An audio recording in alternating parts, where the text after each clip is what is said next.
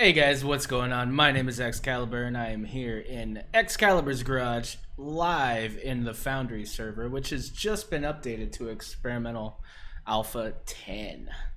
So now we have a communal place that we could build and we could test out experimental building, which I think it's better. Originally, I wanted to leave it stable, but because there's a lot of changes in building and the way we're gonna have to design things, it only makes sense to give us a forum to do that together. So yeah, we went ahead and Spanj updated it this morning.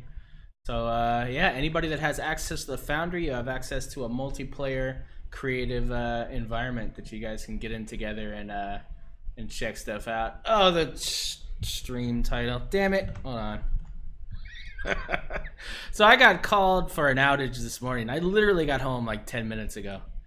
And that's literally like what I forgot. And I told myself to do that like 4 times before I got home and still managed to forget. So awesome. Hold on one sec. Not a 7 days fresh start.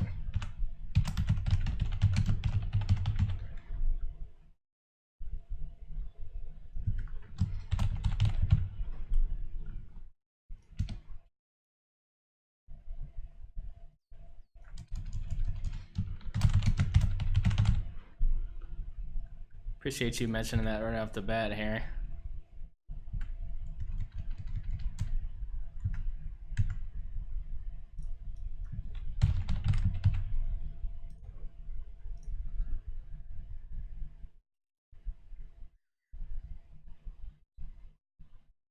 Anybody can join if you have access to the Foundry. You have access to get in here, yeah.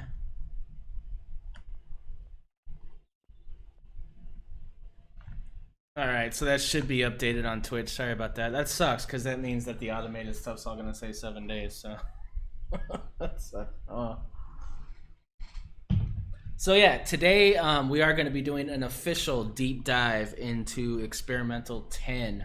So far we've only seen one experimental update since the initial experimental.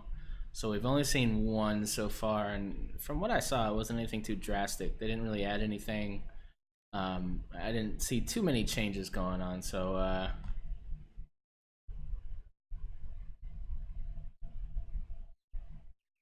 yeah. So what we're gonna do today is we're gonna mainly focus on anything obviously building related. We're not gonna get too much into gameplay, only when it obviously reflects building and how we need to build to counteract the new changes and stuff.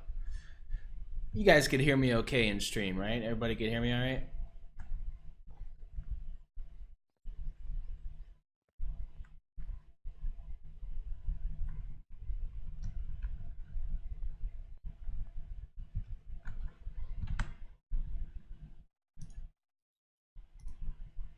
Hey, what's up, Mars? What's up, Crazy Z? I did, yeah. Sorry, thanks. I did that. It should show Empyrean now, right? Alright, cool. So yeah, so what we're gonna do today is we're gonna spawn a bunch of things that I think need to be looked at, obviously, and updated for potentially Alpha 10, as long as things remain the way they remain. Not necessarily to final update my stuff, but to demonstrate how to go about that. So kind of the same way we did with Alpha 10, or sorry, Alpha 9, when we updated the auger and the rotary, and we updated some of the other vehicles that needed new cargo systems and stuff. We did this so that we can all benefit from me troubleshooting and figuring out how that's going to play out. So today we're going to start right off the bat. We got a special guest in here right now, and that is none other than JRandall.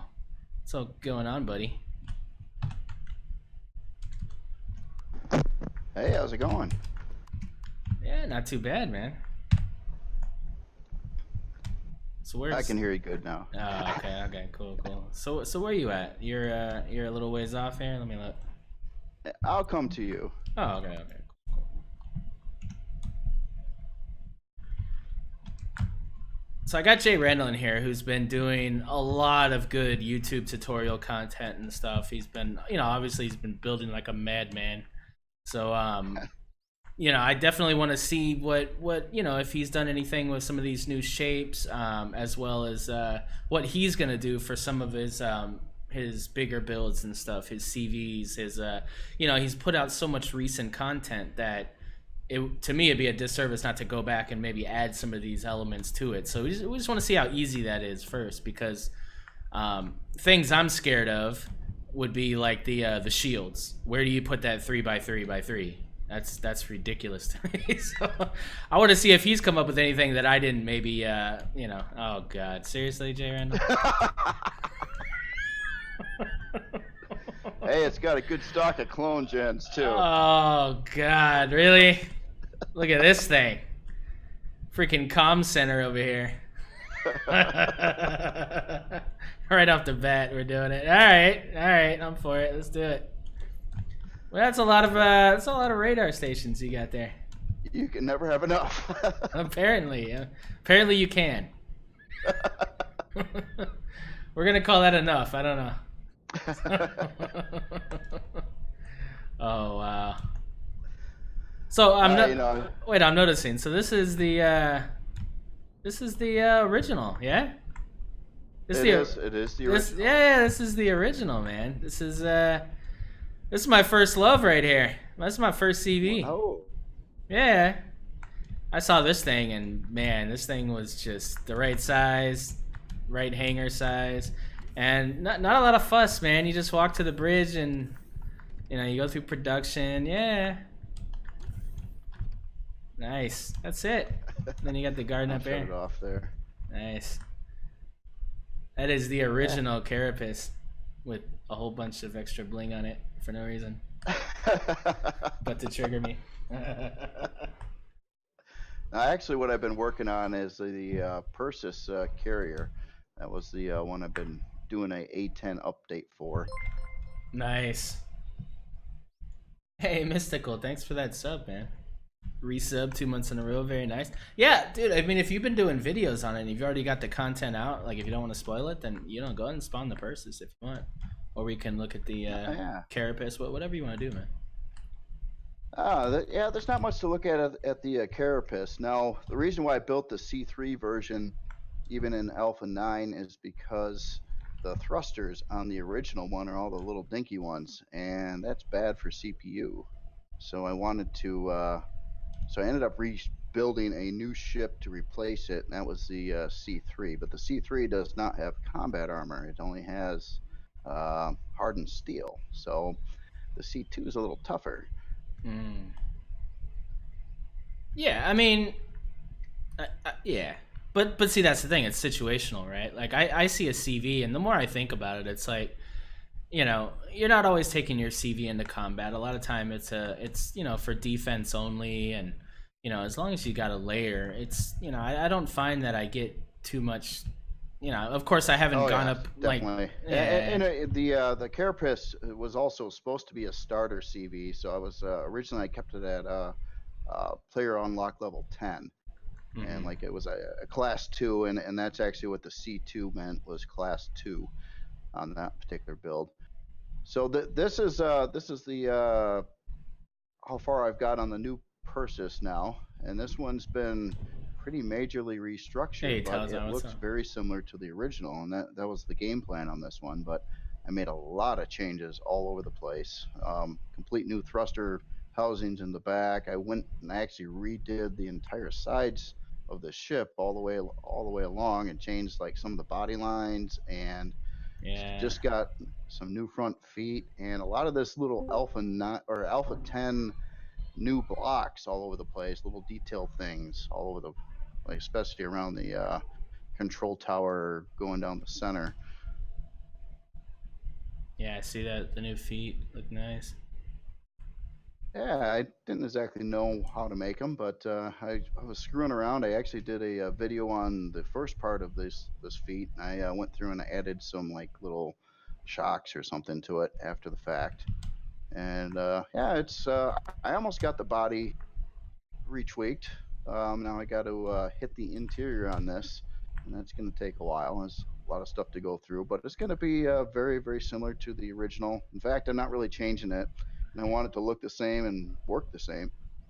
Now, question: how do you feel about the CV ramps, the new ones, the expandable or the retractable ramps or whatever?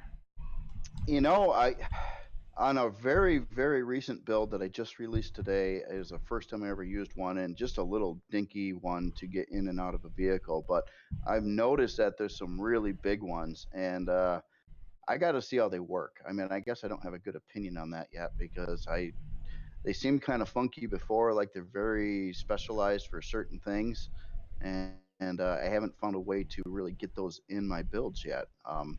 But I guess it's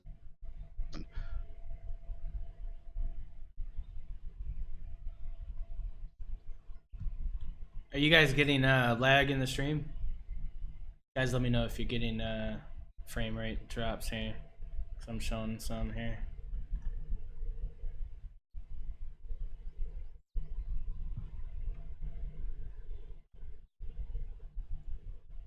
Only visually, okay.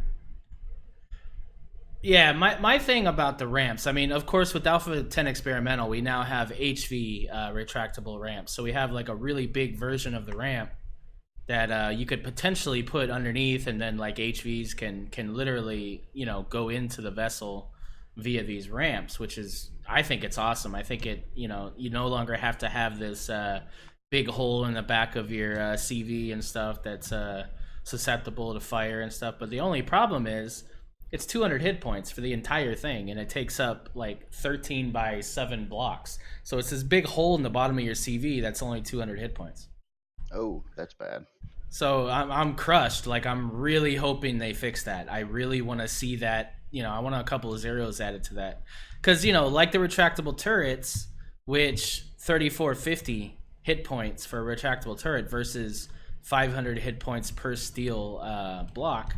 If you do the math, that's about 400 hit points per block space of that turret. So the ramp should be the same way. If you're taking that big of a hole into a CV, like I need the armor to make that make any sense. Otherwise, I lost audio with you, XCaliber. You lost audio. Okay. Yeah. So yeah, I mean, just to make sense, for that hole, like I need to see that armor. So that's something I'm really hoping for, because I think we could do some really cool stuff with CVs and even bases once this makes more sense having this. I mean, Zovia made a good point. I mean, it's good for internal ramps and stuff. So if you have a really big hangar like in the Persis, you can use this to get up to like the mezzanine with HVs and stuff. I know I don't think it's this one. I think maybe it's the Gigacore or something, where you have a mezzanine that actually houses small vessels. You can use that ramp to Yeah, so Cerberus NG, I think, has the double-decker hangar in it. Yeah, true. So that's where those ramps would come in handy. So go ahead and show me what you've done so far as changes with the experimental. Well, it's all outside. I haven't done anything inside yet. Okay. Tell you what, let me spawn the original, because it's kind of hard to judge, or see the differences until you see actually what took place. And believe it or not, it's almost like probably about 60% of the body's rebuilt, but I made it so you can't really tell too much. Okay, so here's the original. Get some light going here. Now, if you take a walk along this center section on the original ship over here, and just kind of take a look at how flat it is along the edges of like this control tower structure going all the way around the middle, and then take a look at the new one in comparison, what you'll see is a lot of like little breakups in these little blocks that kind of stick out from the sides, in an attempt to give it like more depth and authenticity, I guess. So you're seeing a lot of little busy stuff going on there. On the front section over here, I rebuilt this housing. It's about the same shape as the original, but yeah, using quite a few new blocks. Very little trim pieces over here, and some curvy blocks here, and this curvy front, and lot of little subtle changes. Now, one thing that's kind of unusual though is if you take a look at the side of the original again, and you follow that all the way along, you'll notice that like the angle over here is a 45-degree angle, and the angle on this area here is 22.5. And if you look at the new one, I altered that. So I set the other angle to be the same, trying to give it a little more of a flowing body line all the way across. Yeah, and I noticed that this definitely looks more fluid from these two window sections, and the way you've got the rear thruster module, and then you're going against the main body. So it makes it look like a part of the whole versus this extended thruster module, whereas this one, it looks like multiple shapes, I guess. So this now looks like a separated add-on to the side of this, whereas this looks like a fluid part of the main hull. So that looks really cool. Yep. Yeah. Oh, thank you. Yeah, that was kind of the goal on it, to get all the angles to go in the same kind of direction, so it had more of a flow on the front of it. And then, of course, the old front landing gear pieces over here, they had these little dinky thrusters in them, and they kind of stuck out. They're a little squarish, and that's the part I just recently got to, and I kind of redesigned those. I no longer need those little thrusters there. In fact, the little thrusters are such a waste of CPU. And why I rebuilt these big back thruster modules is to put in fewer but bigger thrusters, and I had to like come up with a new design for that. You know, I get triggered by clone chambers. You get triggered by CPU. Yeah. Oh, the damn CPU. I'm trying to be nice. I'm trying to follow CPU, and I want to make this ship work with it. And it is. If you look at the CPU currently, it's got a lot of room to spare now, considering the other one was like above 13,000. Yeah, I almost hope you're right, and CPU is actually a thing in the long run, and then like you're just gonna laugh at all of us because all your stuff's within CPU. Well, 90% of your stuff is CPU. Yeah, I try. I mean, some things are not. CVs I think are doable with CPU, and bases are easily doable with CPU. But what I really see a big problem is SVs and HVs. They're very problematic, and that's mainly due to the thrusters in RCS, especially RCS. Yeah, I mean they need to be tweaked, and I think they're looking at that. I now did you notice the tier 2 RCSs are a lot more? To me, it seems like a lot more powerful. Are you talking CV T2s? Yeah, CVT2s. Yeah.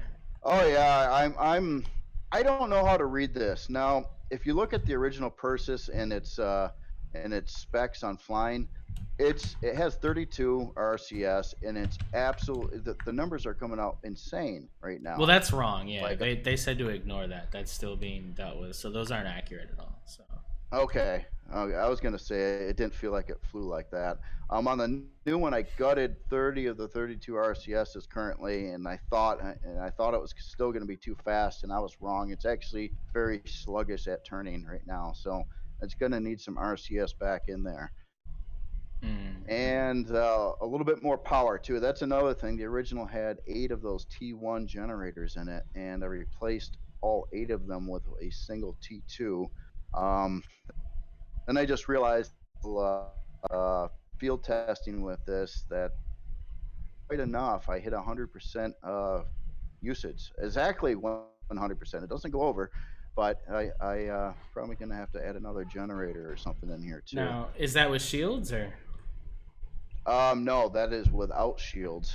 Yeah, you're gonna definitely need to add a second tier 2. I'll tell you that now, because with shields and with weight. You know, because I assume you're gonna put probably at least 6 systems in here. Like I don't know what you're gonna do, but you got 10 in the.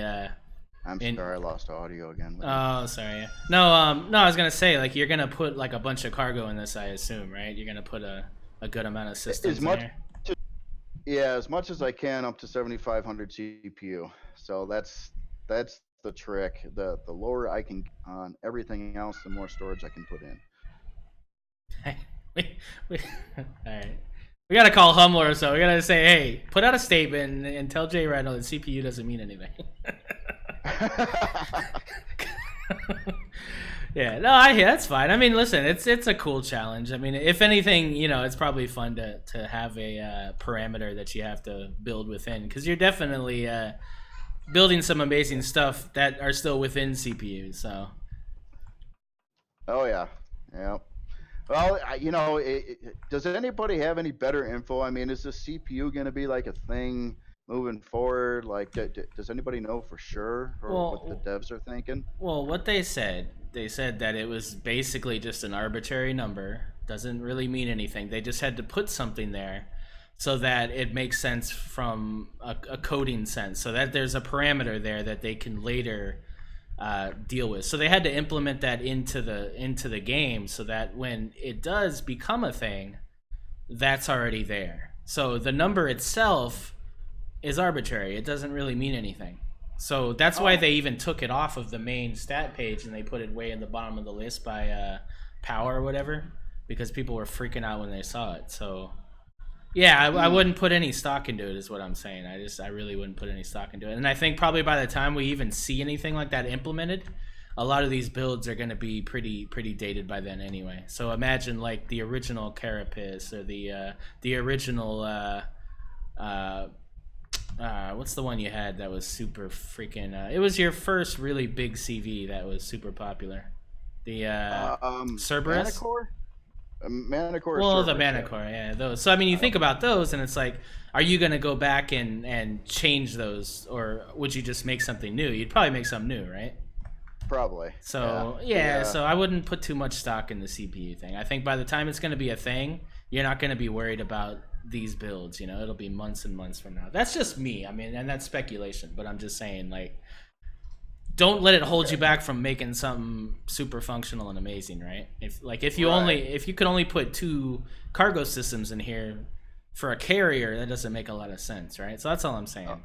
I agree, and I was worried about that. I was figured that the max I could probably get in here is 2 like 320K cargo systems, but now with this new information, I'm kind of excited because I am so sick of trying to deal with the CPU.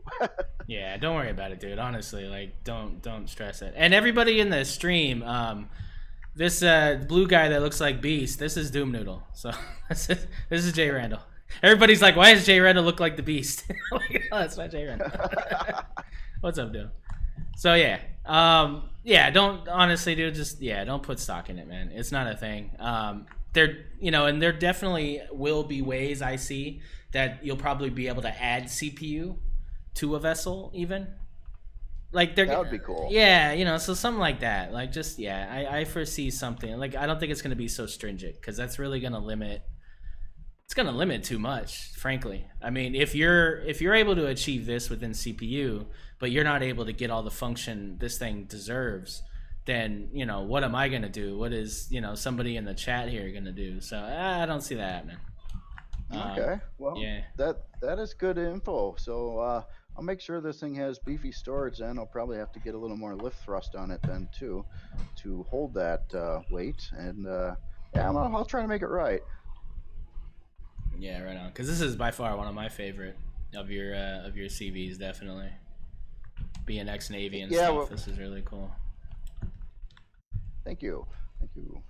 Yeah, this was of all the stuff I've made since I've been doing this has been my most popular creation ever. So I wanted to give it a nice refit, like update, and get it in service again.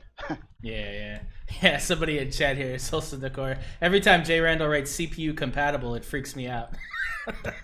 We're like, wait, what does he know? Oh my god.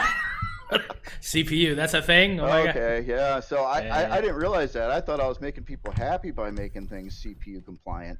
Well, when it first came out, it was a big deal, and people were freaking out, and people wanted to do things. So it was a big thing. But now that it's gone to the back of the page, and there's been some rough comments and stuff here and there about it not being a big deal. It's kind of gone on the back burner, I think. So I assume it's the same way that people freak out when I write, all thrusters exposed for forward patch compatibility, right?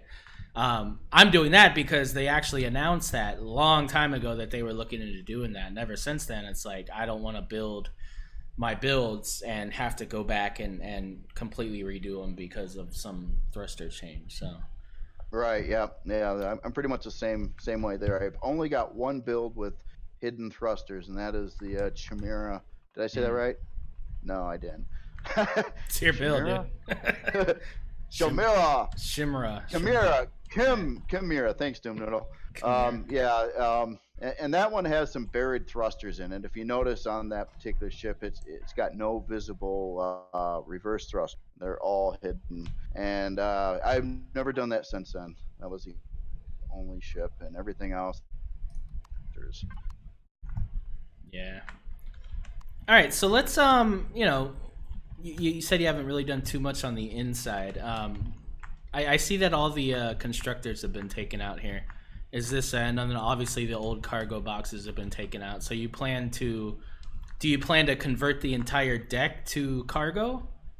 Well, you only got one block, right? So you can't really do that. Right. I don't know. I had to make up some decisions on how I want to run this area again. I was thinking, I wanted to get a lot of the cargo containers. I'm sorry, what do you call these things? Those cargo extensions are going to be buried all over the place. And I'm going to have to basically rebuild these walls here to make them work so I can get a lot of those cargo extensions hidden all over the place and try to get as many as I can. But I also want to put in some standard cargo boxes again as well. Like I used to have a bunch of those like laying in many places around the hangar here. I'll probably put some of them back. But of course, with me and the CPU, I freaked when I first seen it, and I wanted to see what I could get this down to without any cargo or storage or anything in it to see where I was at. So that's why I just butchered all of it. Well, I mean, it's not so much, and what I've learned, based on doing some of these builds, especially CV and even actually using it in game, I find that having 10 completely large containers of storage, while it's great and it gives you the ability to carry around a lot of stuff, in a way it doesn't make a lot of sense for production. And that's why, like with the May challenge with the space stations, I wanted people to kind of dig into the production aspect of cargo, because it's one thing to have a bunch of cargo boxes, but if I'm using a 320k cargo extension system just for an output, doesn't make a lot of sense, because you make a warp drive for an SV, you go into the output box and you take it out and you use it on the SV. So nothing's really staying in there. So you're just kind of wasting that cargo. And that cargo takes power to run. It takes a lot of space in the actual design. So that's why I wanted people to kind of look at these space stations and go, okay, what cargo do I actually need to produce what I need to produce at that level or for that function? So, having just a cargo box instead of a system for an output almost makes sense, because whatever you're building, you're taking out more or less. Now if you're building a bunch of LCDs to maybe make the factory go quicker, or you're building fuel or whatever, that maybe makes sense to have a larger cargo system. And so that's why you have multiple. You have one just for fuel and O2, and when you're generating fusion cells, they have enough space to output. But that's kind of what I wanted to dig into. So don't feel like you have to do it makes sense for a trader. Let's say you're in multiplayer and you just need to move a lot of cargo. It makes sense to have all those systems, max system. But for a simple extension system for two people to use in a CV, you don't need all that. You know what I mean? You just need enough to kind of function. Right. Okay. Well, honestly, it's been a while since I actually played the game, and I really should do a A10 playthrough and get familiar with that again. It's last time I seriously played the game was right around Alpha 5, Alpha 6 time frame. Yeah, and see, so much has changed. I mean, Alpha 9 and Alpha 10 alone have completely changed this game as far as gameplay. I mean, it's just night and day now. So, especially with weights and volumes, because when you understand what it takes to play the early game with weights and volumes, you understand what you really need these vessels for. So like a starter vessel, or like you've done some really cool stuff with cargo, like standalone cargo systems and stuff. So stuff like that is actually getting utilized in the game by people because it's super. People have a base, but they want expanded cargo, so they would plop a couple of your little cargo extension system bases and CVs and stuff, and they'd be able to use it. But as a designer, it makes sense to dig into the game and get all those little nuances that you're not going to catch in patch notes and stuff, because the convenience of playing versus quality of life stuff is a big deal when you're actually playing with a lot of these designs. Right, and I feel I'm lacking a little bit in experience at this point in time on that. I used to kind of know what I was doing, but yeah, a lot of changes, and I haven't done a lot of gameplay. So because I love to build so much. yeah. But I tell you what, man, once you start playing the game, you're gonna get so many ideas, so many new ideas. Probably. For what to build. You're gonna go nuts. You're gonna love it. So I would recommend doing maybe do a let's play on your YouTube channel, man, or maybe just jump into the RP server with me here on the XBC, or just do a single player game, whatever.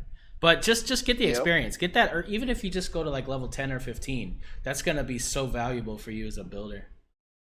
I'm sure it would. Now, on a side note, what I was happy about on this ship is the fact that this thing had a pretty big engineering room to start with, and a lot of it was filled with fluff. And now it's I was taking a look at those new shield generators, and it's like, hey, I got great areas to pop that in here already. It's already got like a 3x3 section, and I could easily add another one of these T2 generators too, so I'm not so worried about that. You do have a 3x3 right here in the freaking middle, man. Look at you. I don't know where I'm gonna put a 3x3 in my Kydex. It's like, yeah. I'd say it's, someone commented before too, and they were like, you ought to leave a little bit of extra room in these ships, for future things and extra space and stuff like that. And it's like, I'm usually really tight on the designs, and I seldomly have extra room anywhere. But it's something I'm thinking about on moving forward, to have extra space just for these kind of things. Yeah, definitely. So yeah, again, I kind of gutted this room too. There was a ton of fuel tanks. This thing was running like 40 some fuel tanks in it before, and it's got like 6 currently. But again, it was a CPU thing, and I was like, hey, how many fuel tanks could I butcher this thing to, and stuff. But honestly, I think on this build, I'm going to dump the CPU now and not care, and just build it the way I believe it should be. Yeah, that's it. Because I'll tell you what, with the shields, once you use the shield and you see how much power that thing takes, you're gonna have to add a second one of these generators on the other side here. And yeah, you're definitely going to need the fuel to support it. And then even the repair bay. Like, always test the repair bay tier 2 and repair something and see what the power does there. Like, there's a couple things that just take an obscene amount of power, and now it's these shields. And these shields are going to get used a lot more because they have to recharge. So. Yep. I was reading a little bit about that too, and that is some cool stuff. Oh, it's really cool, yeah.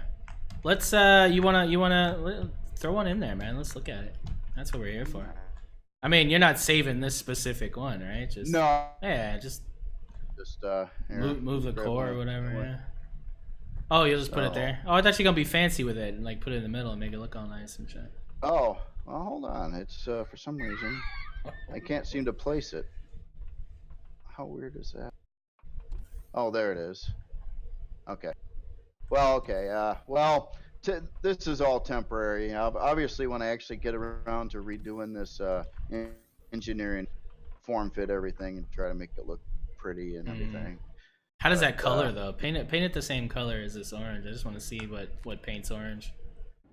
Oh yeah, the whole thing. Okay, cool. So yeah, I mean, you could make that the new centerpiece. That would look really cool because it actually spins when it's on. Right. So it looks really cool. Yeah, this ship's on, isn't it? Yeah, the ship's on. The shields have got to be on. There's a toggle for the shield. Oh, gotcha. You need a pentaxid tank though.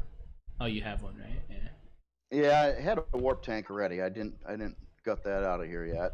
But this is kind of fun because yeah, to me this ship was kind of like it's like a military ship, and I like military ships. They're very cool to see, and they take them out and they bring them in for refits occasionally, so they can extend their service life and get some new bells and whistles and upgrades and things like that. So that's basically what I'm doing to this thing.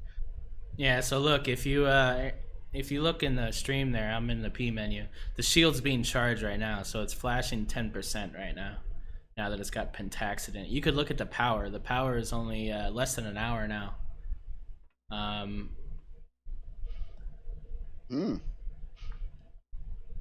Less than an hour. Yeah, well, it's 6 fuel tanks. I mean, yeah, from like 40 something to 6. Yeah, I really gutted that, but I'm gonna put them back in. Yeah, but that's all I'm saying. Just that's how to test it. That's how to gauge it. Just put the pentaxid in, and then as you see the shield charging, you're seeing what power it's.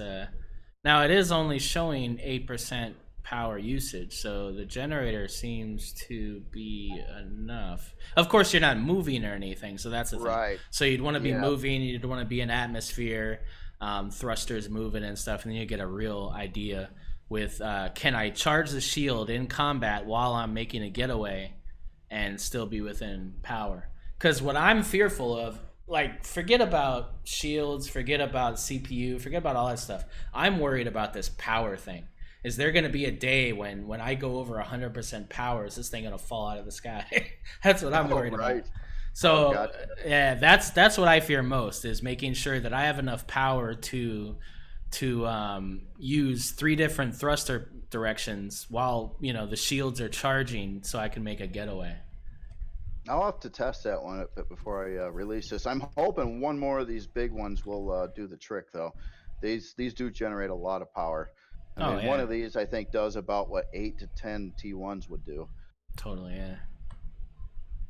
Yeah, and you're not really worried about the resources for this thing. This is an end game massive CV, so something like the Cosmos or something, that's where you're gonna have to worry more about, like, what am I using versus this. And yeah, my only concern on this one is I want to good to know, Doomnoodle, is I want to keep this in no higher than size class 10. Now the original was size class 9. It's actually it's reduced a little bit, but I got a lot of stuff out of the ship right now. But I'm worried all these new blocks, if you start using them, especially the curvy higher polygon ones, just eat up size class quickly.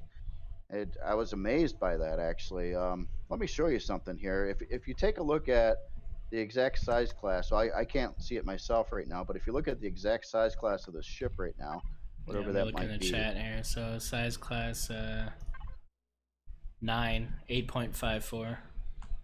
Okay, 8.54. So let me grab a couple blocks here, and there's a new one that I wanted to use for a particular reason. Why can't I place a block? What is going on? It's being weird for me. I can't seem to place a block. Huh. Why is that?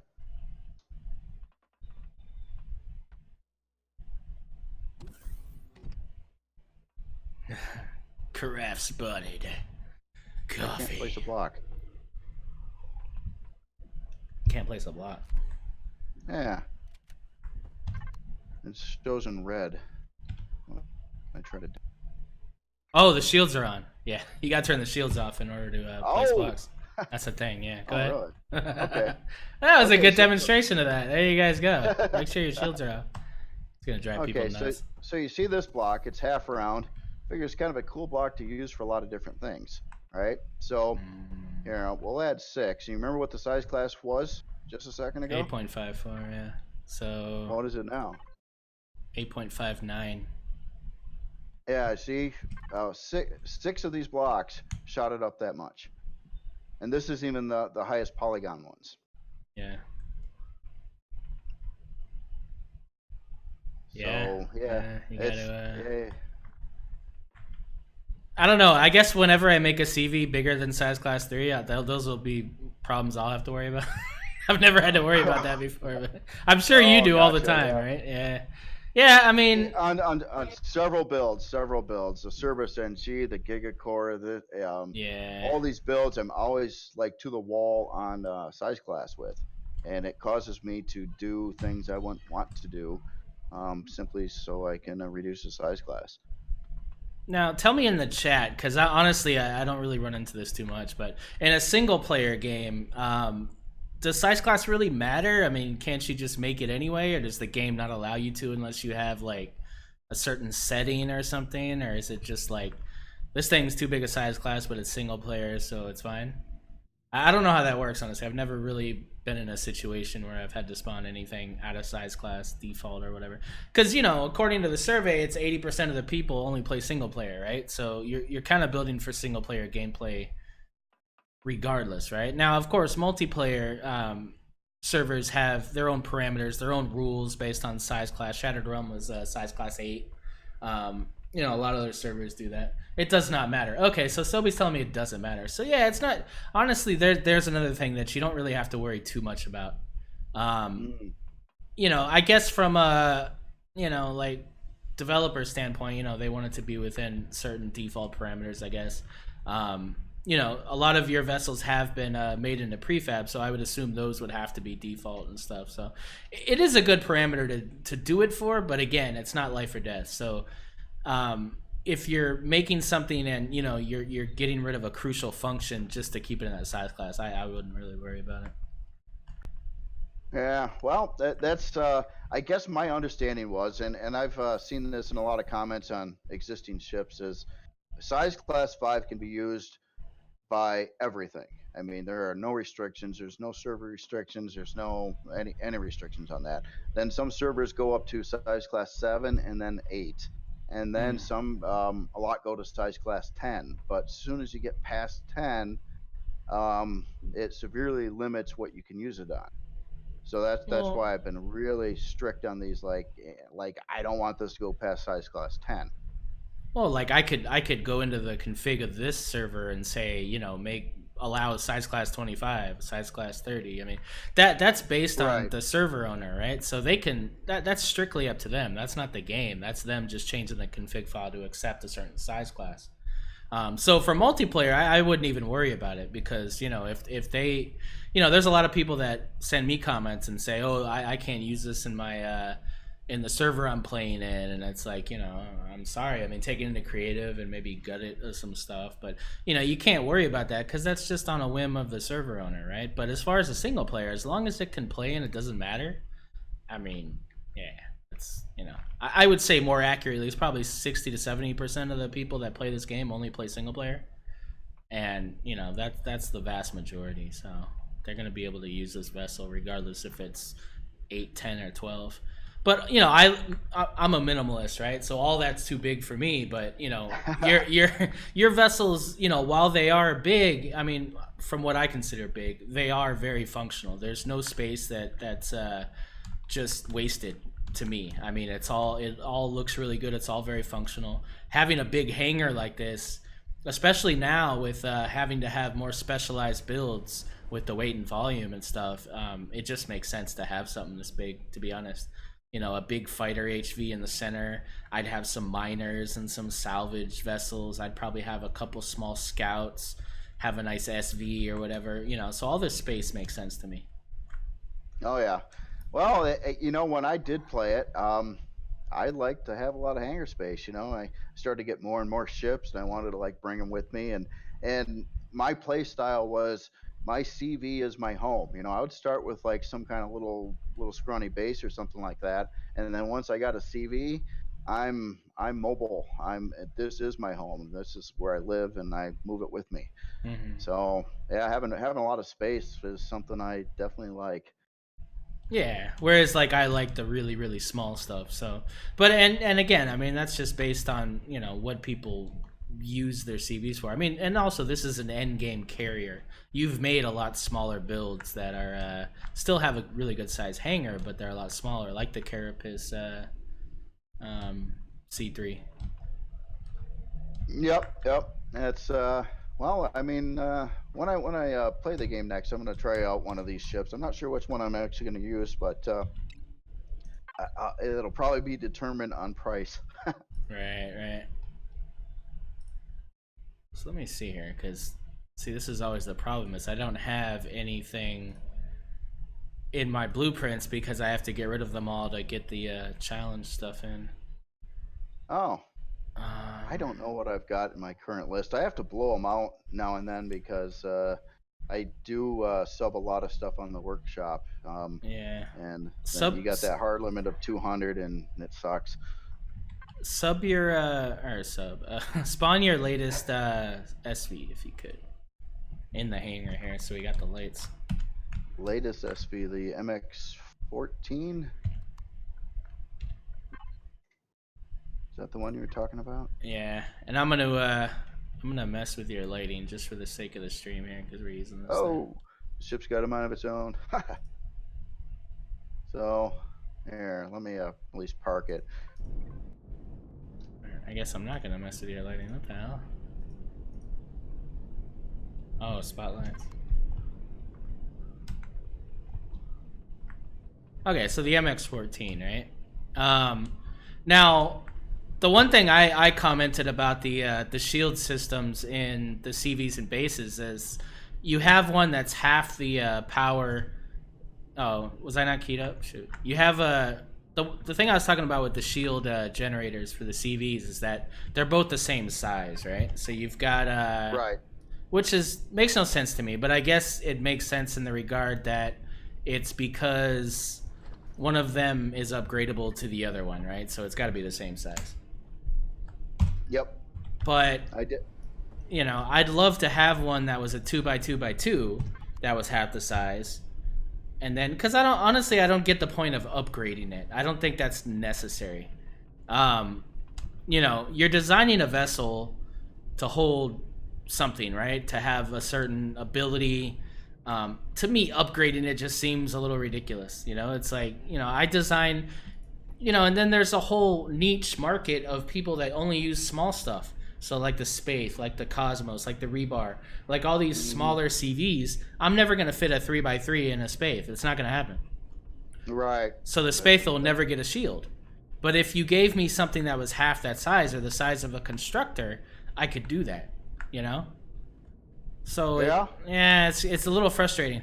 Whereas with the SVs, you have this nifty little 2x1 thing that's basically the size of 2 cargo boxes. I could put this thing freaking anywhere.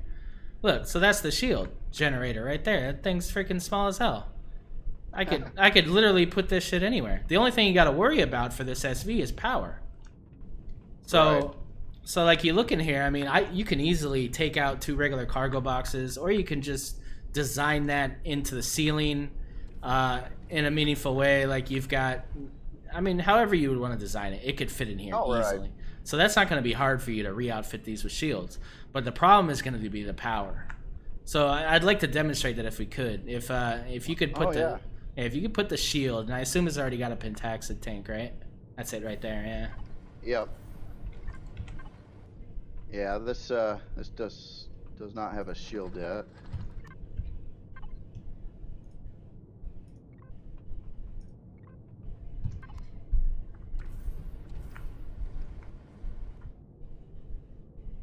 I guess normally I like to know, you know, the parts I want to put in something before I actually build it, so then I can start like any new CVs now.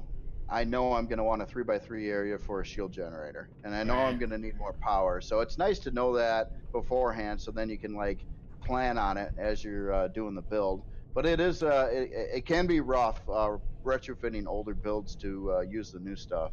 Yeah. Definitely.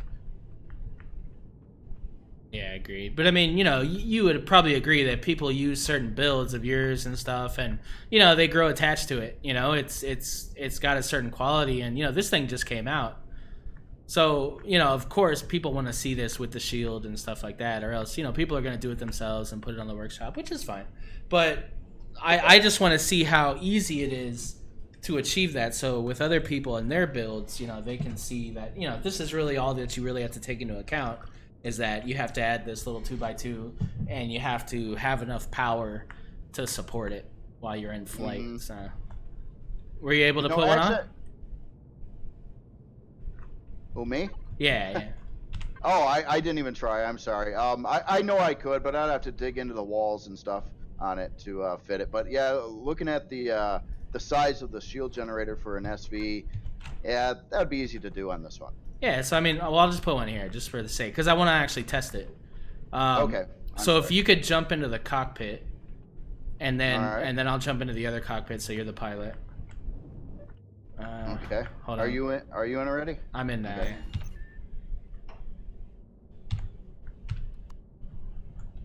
Yeah, go ahead. So go ahead and go out of the CV, or yeah, out of the CV here, and let's test the power. All right. Hey, Dumpster with that resub. Thank you, sir. Haven't seen you in a bit. Hope you're doing good. Alright, so, yep, we're moving at about... Okay, so shields are at 0. Oh, I ran out of fuel. 1 sec here. Okay. We crashed. Bad. Yeah. All right. Back in business. Okay, so... Alright, so shields are off right now. I'm gonna turn the shields on now. Okay. Hey, Wraith Maiden with the cheers. Thank you. Alright, so we are now charging the shields while we're moving. Go ahead and continue to move. Just fly normally. Just do different patterns, serpentines and stuff, and let's see what kind of power we're looking at. Is somebody in the P menu? So it looks like doing 3 directions on thrust, I can get it to 82% power usage. There we go. Yeah, so... with the shields going. Now, before it would only go to 65 or 68, something like that. Yeah, but see, what I'm seeing here is the shields aren't charging. Go ahead and... I'm actually showing that I was watching the shield go up as I'm flying it, and it's at 100% according to what it's telling me on my HUD right now. It's showing 10 for me. Really? That's weird. Shield's showing 25 in the side thing for me.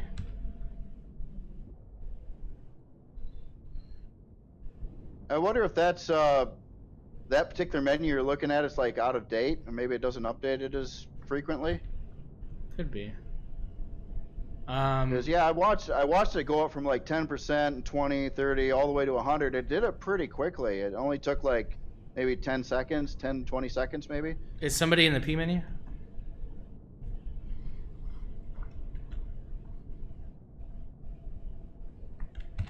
It's weird. The P menu's not coming up for me.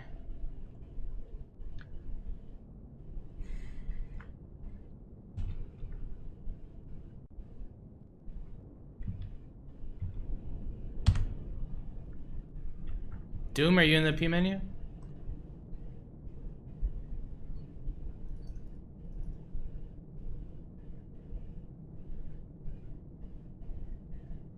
I don't know if it's lag or if maybe somebody's in the P menu. Oh, there we go.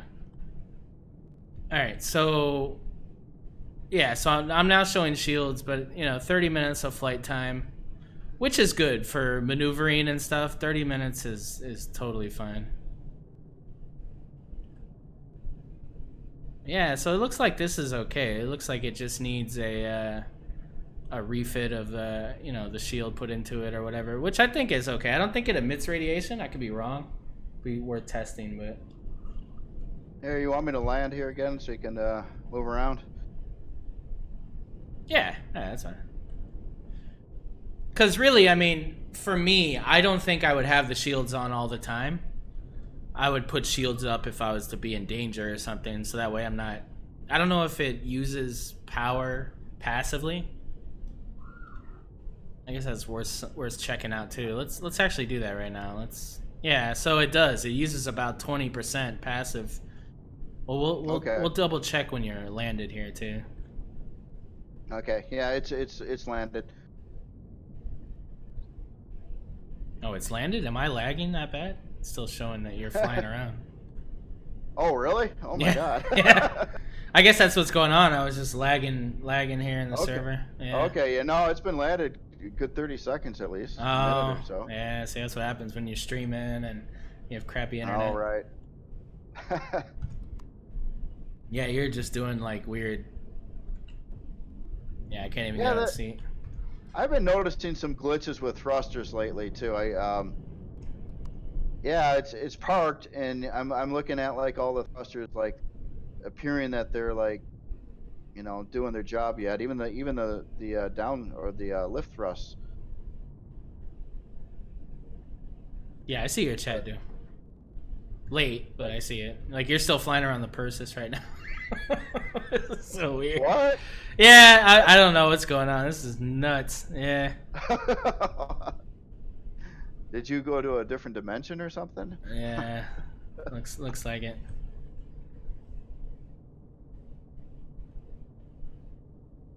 Now, another ship that would probably be difficult to add a shield generator in, and it'd probably be kind of expensive to do. When you asked me about my latest ship, I'm actually wrong. The MX-14 was not the latest. I forgot I got this little MX-1, and this would be difficult to get a shield generator in it, and the power. Right. And I don't know if it could be done, but it's not intended for that kind of thing. Right. Okay, so 45%. So it uses about 20% of the power of this vessel here. Okay. So it's okay though. I mean, because you weren't ever over 60%, so it's got plenty of power for what you got to do. So this one's fine. But yeah, it's just something else to take into account when you're building. Yeah, so like this little MX-1, I'm sure you could probably fit a little shield in here. But it's the power, right? Yep, that is my smallest SV to date. Well, I take that back. Besides the open air cockpit motorcycle thing. Yeah, this is cool, man. I haven't had a chance to look at this yet. Little drone hatch.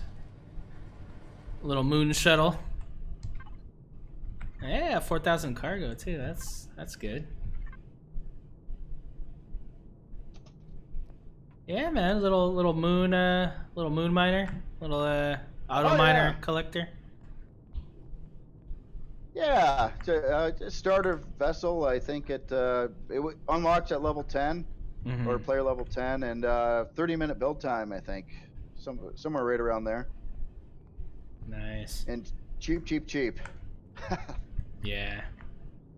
Yeah, but I mean, like you could. I don't think. Where would you put a shield generator in here? You just really need a 2x2 here. So I guess even like. Well, yeah. So like this right here, you could put it right here. Yeah. Yeah, like oh, that's container extensions. Yeah. I hide these suckers anywhere I can. Yeah, that's true. Damn. Well, honestly, what's amazing, and this is a steel-hulled vehicle, which, I mean, if you look at the hit points of steel, it's really, really weak stuff. Yeah. Extensions are 100, yeah. And yeah, honestly, the extensions are every bit as tough as the steel, if not, So it's like, well, why not just build the hull out of extensions? Well, that's what. Yeah, I mean, that's what I did. The man, what's the thing I just made? The Pico Pup. My little. Okay. Yeah, it's right. If I can find it. Here we go. So yeah, this is all extensions. Oh, nice. That's a good way to do it. Hey, when did you put this out? Did I? I haven't put it out yet. Yeah. Oh, that's probably why I didn't see it. Yeah, it's like 5,200 cargo, and it's little level 5. Yeah. Level 5, nice. Is it using the little thrusters, or I'm sorry, little hover engines?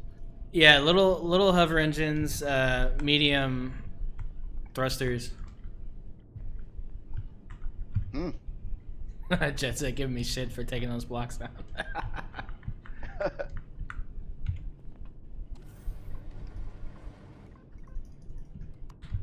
They can't undo in multiplayer.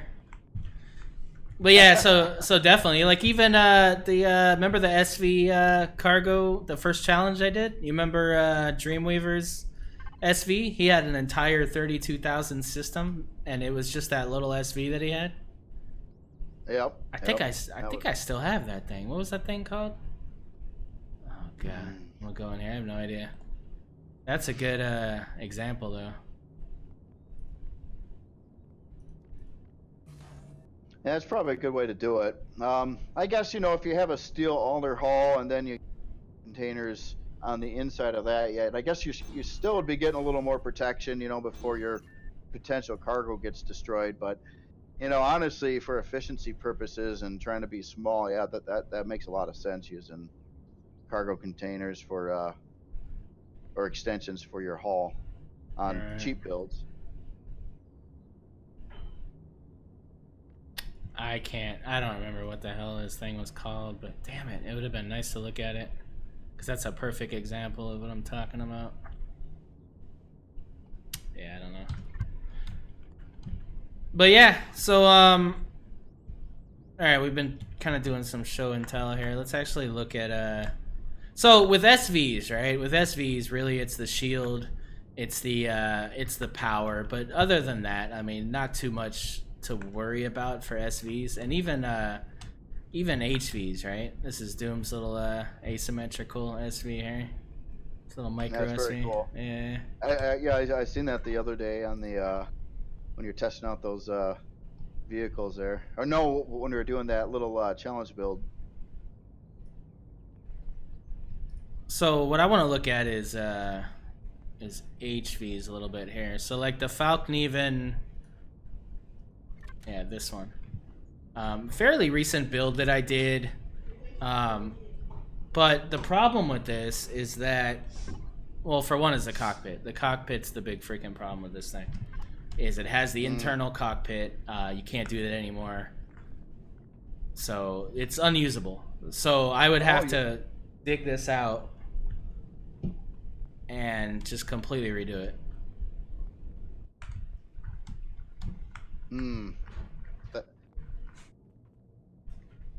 I didn't realize that. So what you're saying, like secure cockpits and stuff don't work anymore? No, yeah, you can't enclose an internal or an external cockpit. You have to have you have to have, well, I think they lowered it to 2, right? They lowered it to 2 blocks, but you got to have 2 blocks above it. Okay. And you have to have either that or you have to have a block on the side or something. And that's the same for internal cockpits. You got to have space to get out of them. So like with your MX-1, that's fine. See, you've got space on the sides there, and then you got plenty of space above. So that's completely within spec there. But that's what you have to do. So you can't, like your MX-18, that's not gonna work anymore. Well, what about the 14? Now the 14's also got a secure cockpit on the front of it. Is that? No, I kind of tested. I jumped in and out of there. No, that's fine. It's got a side. Okay. It's got side space to get out. So as long as you give a path to get out, like a 3-block space or whatever, that's fine.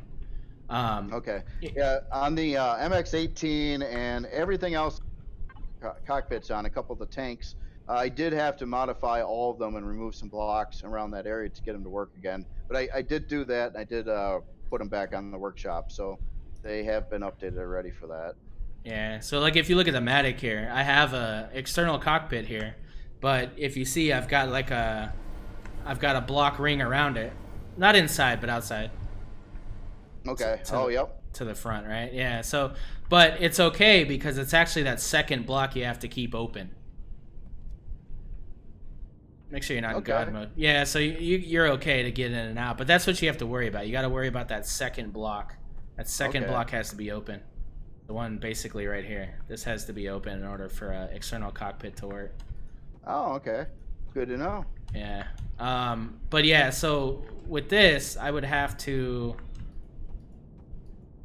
I don't know, I'd have to either expose the cockpit like this. And see, that gets rid of all my, No, yeah, look at all that, lag shot, yeah.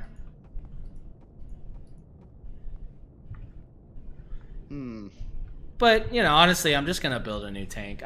There's other aspects of this tank I don't like anyway, so I'll probably just build something. No, it's a sweet looking tank. It's, yeah, I know with all the changes and stuff. So hey, what about this over here? I notice you have all your front thrusters. like right behind this wall here. Yeah, so they're one block. Well, right now it's fine. I just don't know what they're gonna do coming up, right? So I think with all my future builds, I'm not even gonna do that. I'm just gonna keep them completely exposed so that the exhaust is completely free of any obstruction. So I have to really redesign how I do, because if you look underneath this build, all my side thrust is housed inset like that, right? So I'm not gonna do that anymore. I'm gonna have it outward. I mean, it's an awesome idea. It keeps them safe and protected and nice that way. But yeah, I did that with something like that with the Anubis as well. But I did leave. Like I heard at one point in time they had to have 6 blocks distance. Now I recently heard that with some update that may or may not happen, they would have to have infinite distance, so you couldn't have anything to block them, even if it was like 30 blocks away. Yeah, I don't know. So I mean, I'm just gonna err on the side of caution and just keep them completely exposed. So I mean, I'll just literally think about it. Like, does this make sense, literally, or is this gonna burn the hell out of this wall right here? You know what I mean? So no, right. Yeah, I'm just gonna. I don't know. I'm just gonna. Yeah. I guess in reality you wouldn't see anything like that because it would totally fry that wall and probably not work. Right. So my problem is vehicles like well, let's say like I guess the Kydex. Maybe not the Kydex. Let me look. So like the Kydex, right? You have let me go up here above. You have Ooh. Yeah. So I have like the thrust here in the front. That's easily enough fixed, right? With the one block there, but then the turret's there. So now am I going to have to get rid of the turret there? You know what I mean? Like there's just a lot. And then can I not put this fancy wall stuff here anymore? So there's a lot of aspects of that kind of take away from design cues. True. Right? So it's kind of all right, Jetson. Yeah. So like if you look in the Kydex, this is the other thing that's frustrating me with the Kydex, right? So I'm just beginning to kind of redo this thing. Okay. But if you look, if you come down to the engine room, which is below the production area, I was gonna put it here. Yeah, sorry. Okay. Yeah, you see the warp drive and stuff. Yeah. Okay, so yep. Like I got the warp drive here. I got the tier 2. I'm real happy about how all that looks. And now I got to put a 3x3 in here. I was gonna put it here. I even thought about it. I was like, yeah. So when that comes, I'm putting it right there. I had no idea it was gonna be 3x3. Oh. So how frustrated am I, right? So. Yeah. In order to fix that, I'd literally have to do like this, but then I'm exposing, which is, I mean, that's now oxygen. It's like a lot of things that I have to take into consideration. It's pretty frustrating. So this is why I wish they had a 2x2 that was maybe half the power that would be used for these smaller CVs. Okay, gotcha. That would be a nice thing to have, actually. A smaller shield generator for this, and then you can put in the big ones on the big CVs that probably suck more power too. Totally, and that's it, right? I mean, you look at like the Space, or whatever. Like the Space, freaking tiny. I'm never gonna fit anything, in the Space, right? With I barely fit the warp drive in here, right? Like it's. So I do like how you have the warp drive though. That looks pretty slick there with the curvy and the glass. The Kydex, yeah, thanks. Yeah. But now that we got all these new shapes, like I know. Much to delve into. Well, you know how I always like to embed my constructors into like a wall, to try to, Yeah. And now I see that all the constructors changed again, so it's like all my wall designs don't work right again. It's like I might just have to abandon that whole approach. It was all just a thing to try to make it look a little more detailed, a little cleaner, a little more like it was form fitted to hold those things. I honestly don't understand their concept of this. Like, I don't get why they made it. It's still 2 blocks high, but it looks like 1 block. So I'm completely. I have no idea what's going on here. Like, I could understand. So like the medic station on an HV, right? You know how that's like half a block deep, that makes Right. sense because you could put it on a wall and you still have clearance to move, but it's there. So if they did that with the constructor, maybe slice it in half, um, from top to bottom, that makes sense. Now it's like I could put that against the wall and it's not, I can still pass. Right. But why did they do it like this? So I guess the only way you can do that would make sense is to turn it sideways and have it like that. Yeah. But then again, you're building around that concept, and then they're gonna probably change it again, right? Probably. It's how many times have the constructors changed now? I remember the first ones I thought were pretty ugly, and that's probably why I tried to hide them in the first place. And then they updated them, and they look a little better.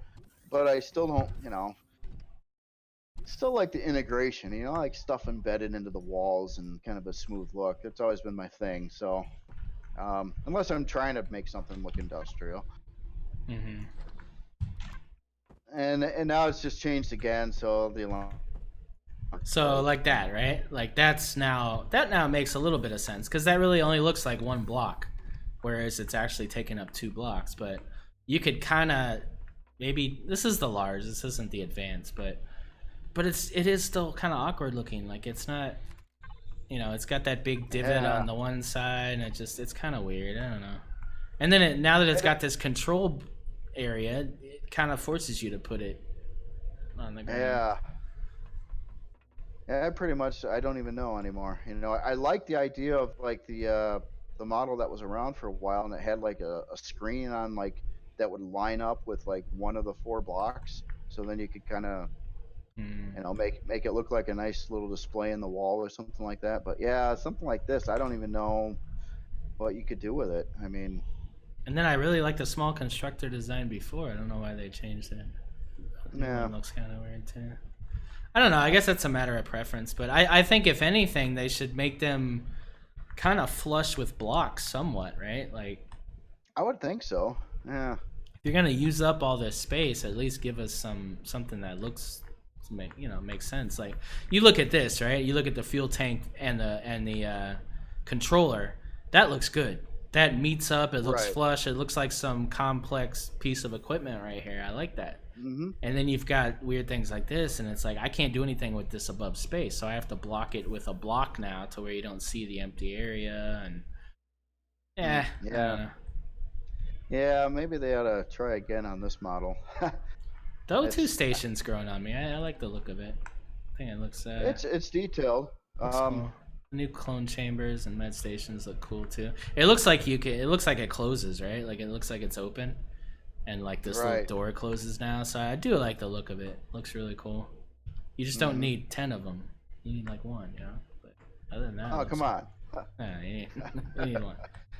I get a couple med stations because you might want one for QRF at the hangar and then one up here. That makes sense, but yeah, you only need 1 of them, right? So yeah. but yeah, so this is going to be the project for the Anvil is getting this thing done once Alpha 10 goes stable. Okay. Yeah, getting some of the new shapes and stuff. It's looking slick. Yeah, thanks, man. Not sure what you got going on with your upside down TV over here. Upside down TV. What? What?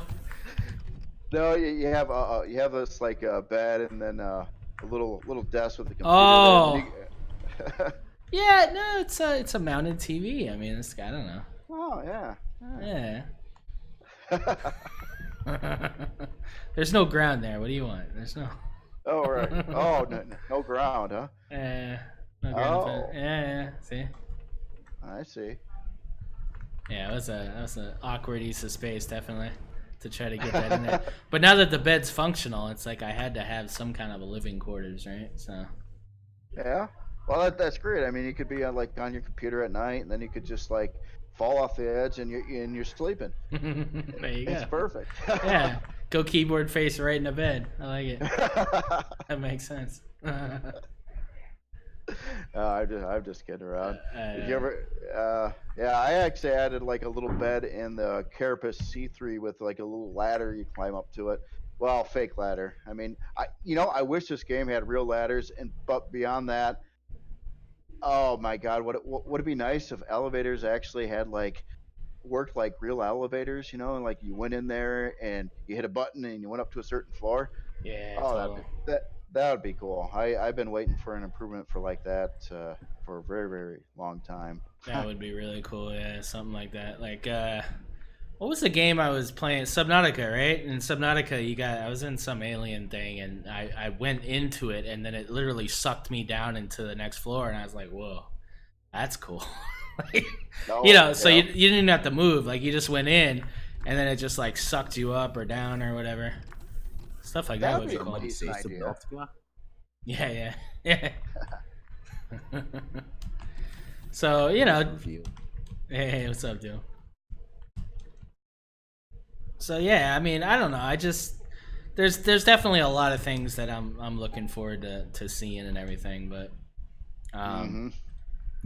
and honestly, like I was scared with this experimental. Like I thought it was gonna be a lot. I thought all my stuff was gonna be destroyed, but it doesn't. Yeah, it looks like we're gonna get to keep our toys for another patch here, unless they reveal some major other thing that's gonna happen. So Right. the medic survives, all these things. So now they just kind of have to be outfitted with shields and stuff. But luckily, I go a little OP on my power anyway.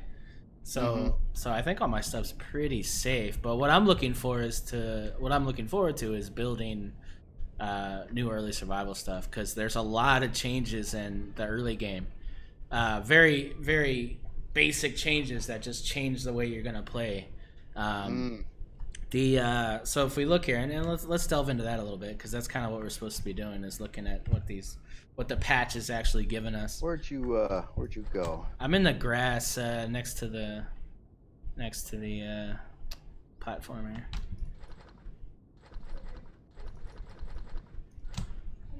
So if you look at let's grab a portable constructor.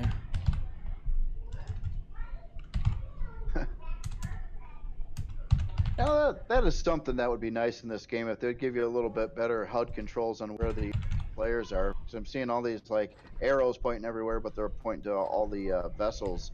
Oh, That's why I keep losing you. you found me, right? No. Oh, I'm on the north side of the foundation.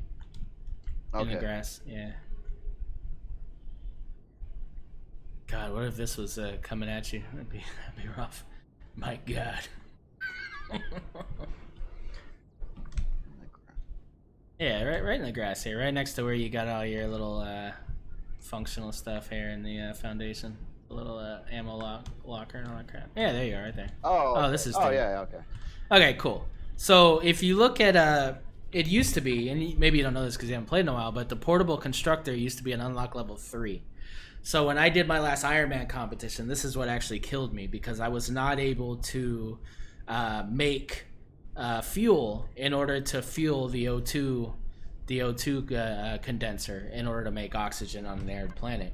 So I had to try to level 3 so I could do that within the amount of time. So now the O2 condenser is level 1, which is still weird to me, right? So it's level 1, but I guess that I don't understand why this is unlock level 1 if you can't make biofuel until level 2, because that's when you can get the portable constructor. But whatever. Leveling to 2 is not a hard thing to do. No.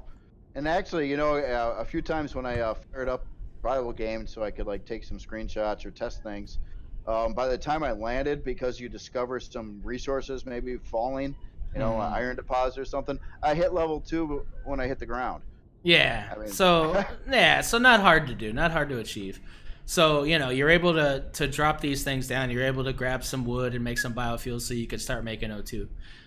That's a big game changer.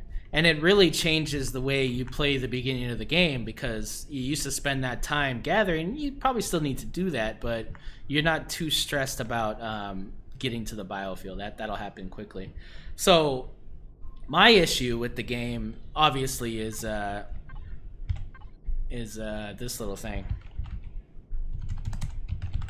and it pains me to even like type this thing into the freaking search here. Is this guy, right? Only time you're ever gonna see me spawn this God. thing.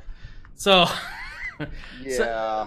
so you got this thing, and this is unlocked. I don't know what unlock level is this in the constructor. Is it in the constructor, or you could make it from your suit? I don't know. Honestly, I don't it's even know. You can make it from somewhere, right? it's No, a you can't really even know. strange setup, in my opinion, on how they got that. Yeah. So where do you even make this? You make this in the portable? Oh yeah, right here.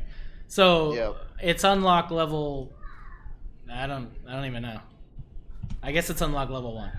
So you've spawned on this new planet and you've damn it, Doom. You've spawned on the new planet and you've you could make a motorcycle, a complete motorcycle from a little portable constructor, and you now have a way to get away from anything in early game. It just feels cheap. It feels extremely cheap for a game where you can build anything you can imagine, right? right. So, what they did is they recently, I think it was the last patch or the patch before, they gave us tier 1 hover engines, right? So you've got Right. these unlock level 1 hover engines. So you got that, you've got cockpits obviously level 1, generators level 1, fuel tanks level 1, O2 tanks level 1. The smallest thrusters are level 3. So that's odd.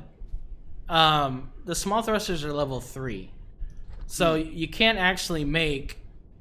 No, I'm sorry, I'm wrong. So these hover engines are actually also RCS and thrust. Right. So yeah, sorry. So you've given people the ability to make these things, but making them level 1 makes no sense because you can't even make them until you get the portable constructor at level 2. That is true. So I don't get it. I'm sorry, I don't understand it. I don't know. To me, going from like level 1 to level 3, it's such a quick thing. I mean, like a few minutes of gameplay. It seems like pick a few plants or whatever on your way, and you're level 3 already. So I don't even think about it, But by the time I would have any resources to actually build anything at all, I think I would already be level 3 at least. Yeah. So, in the chat, people are saying the bike is better than, hover 1, tier 1 hover things and everything. And I maybe agree with you even. Like, it probably is more efficient and it's faster and it's quicker. But my thing is, like, why? Why is that a thing? Why should it be easier?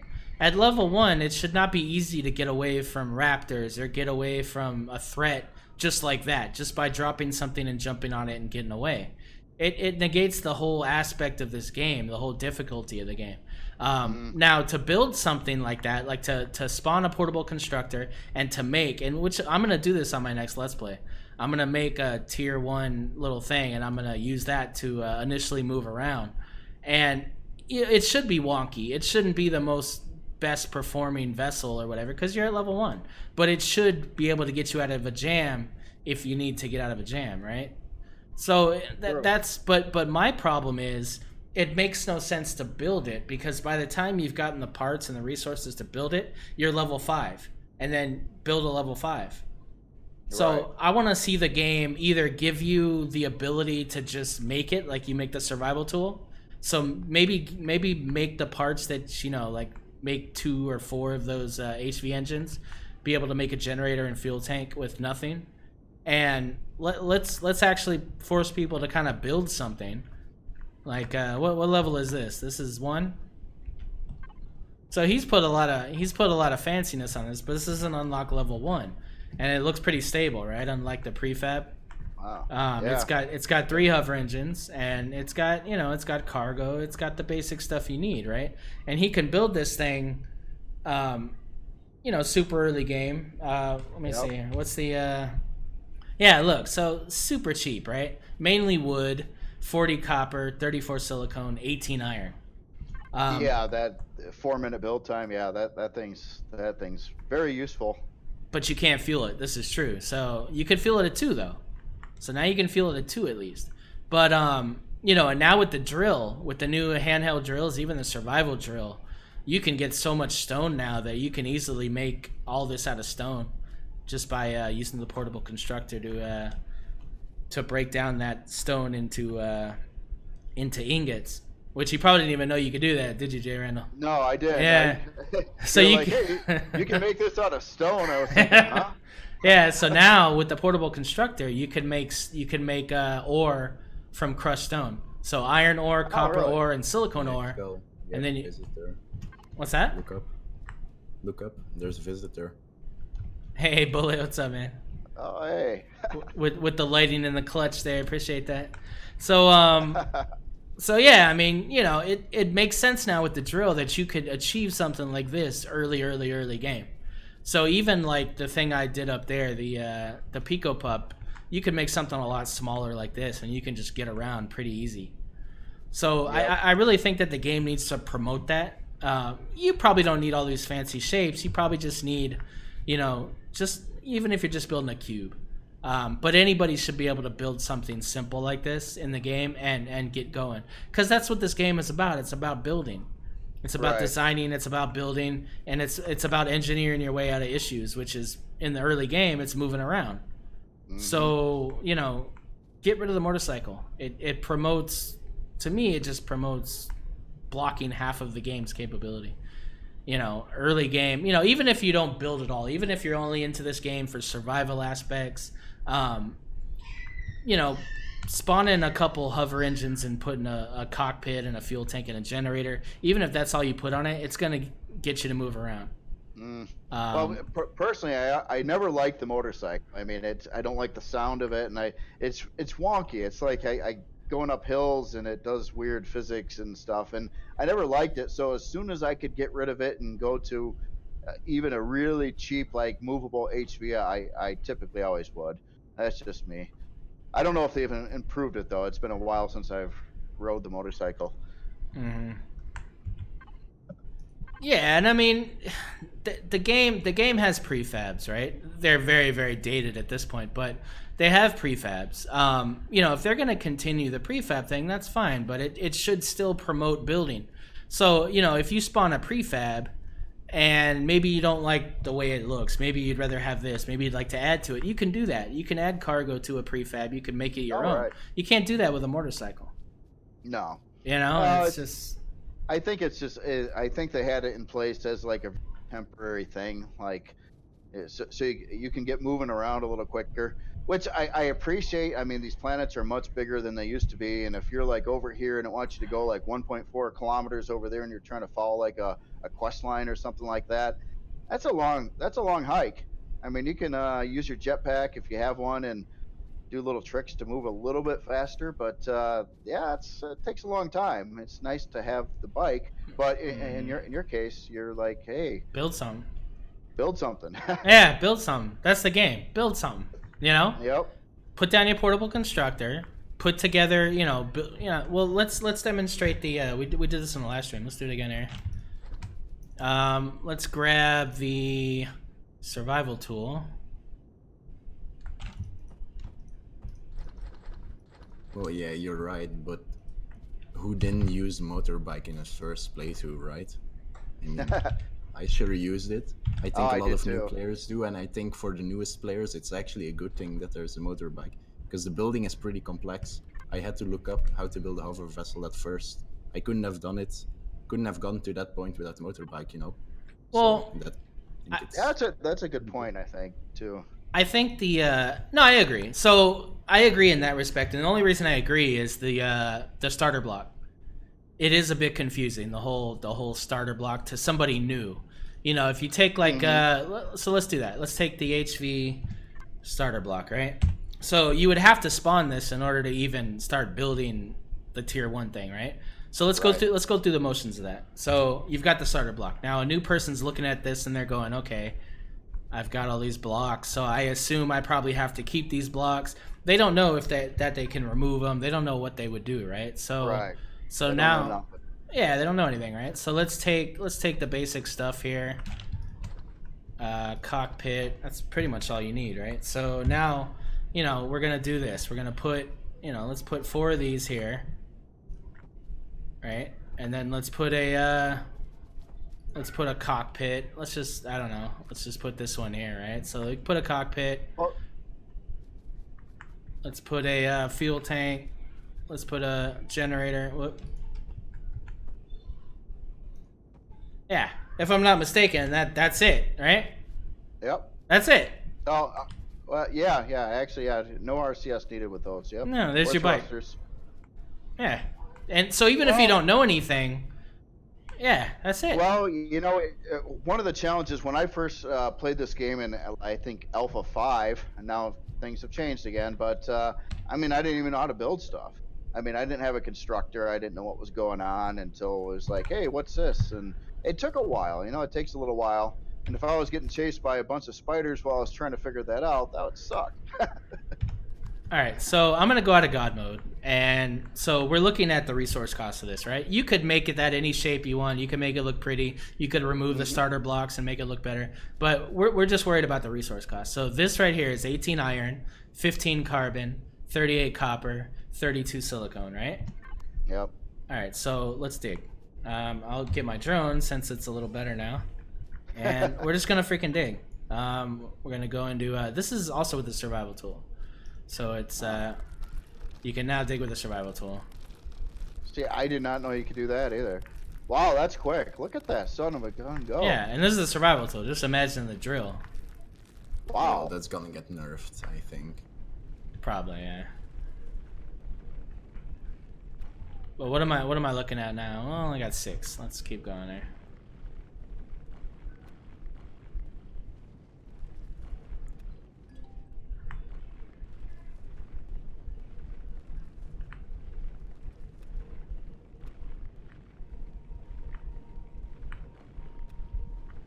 Yeah, they sure sped that up. Yeah, big time. It's like epic level, right? Yeah. No kidding. And it's so fluid now, like the holes it makes too is a lot better. So this is the other thing we'll touch on a little bit here is miners. Miners are way more efficient now, but honestly, like, you don't really need a miner anymore. If you could do this with the survival tool, like, what's the point? I don't know. Like, for a miner to be efficient and have enough cargo, you're kind of at a loss, and then you got to move that thing back and forth to your CV or whatever. Why not just, you know, deploy your drone next to the resource and just gather with hand, you know? Like, it doesn't even make much sense to me anymore.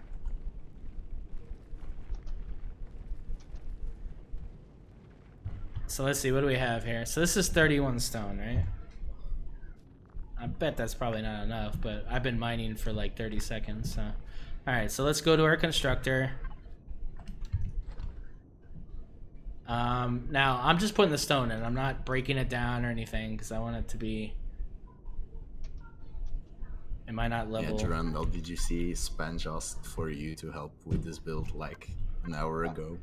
Oh no, I didn't see that at all. All I'm seeing is Imperium game. It's covering my only monitor I have up right now, so I'm not seeing any other chats or anything like that. No, but it was in the server, but no. Oh, was it? I missed it then. Yeah. I he said he was apologize modifying there. one of your builds, and he needs some help. Oh. So, yeah, look over it. Maybe your HUD was disabled at the time. Yeah, no, I did not see it. Spanj filter on. You know, that almost sounds like a thing, you know? Is there such a thing as a Spanj filter? No, I'm kidding. Yeah, no, I'd love to. I don't know where you are or what's going on or what I would have to look at. Oh, stone dust, right? No. Crushed stone. So I'm wondering, in order to build it, would I have to then, like... Okay, so that made 2 ores. So you'd have to dig a bit. But... I thought... Am I wrong in this? Like, I shouldn't just be able... Now that I've got the stone in here, I shouldn't be able to just, like... Yeah, I guess it's not going to tell you till you have enough. Alright, so let's spawn some crushed stone, just so we can get an idea. What's the Spanj filter? I have no idea. I'm just being stupid. Okay, this opened it up. Cool. So once you have enough stone, it'll open up some of this stuff. So I still don't have enough to make a motor. Why don't I have enough to make a motor? What does a motor take? Nanotubes. Nanotubes are carbon. Oh, okay, wood. Gotcha. So once I put wood in there, and once I have enough stone and wood,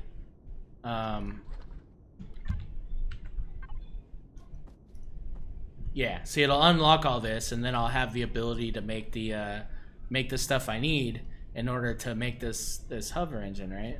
And then, you know, just make all the parts I need to build something. So, of course, you're going to have to dig a bit. You might have to dig 10, 20 minutes, maybe less, you know, dig a little bit. But this is the survival tool, and this is from nothing. And, you know, I'm able to build this and then move around. So, I don't know. Especially now, I don't see the point of having the bike. Yeah. Guys, I crashed. What's that? My Imperium crashed. Oh, okay. Rejoining them. I got Spanj wanting me to check out something he's got going on over here, and Well, tell Spanj to get his ass in chat. Damn it, Spanj, where are you? I'm looking for him yet. Where is he? Yeah, I do have the map. I'm showing everything on the map. I see Semp.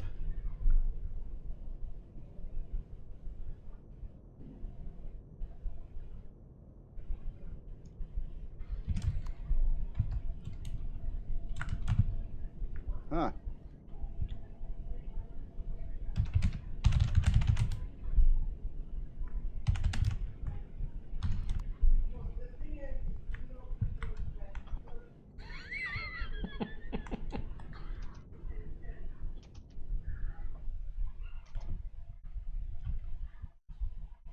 All right, so that's my monologue on the drilling thing. The next thing is the miners.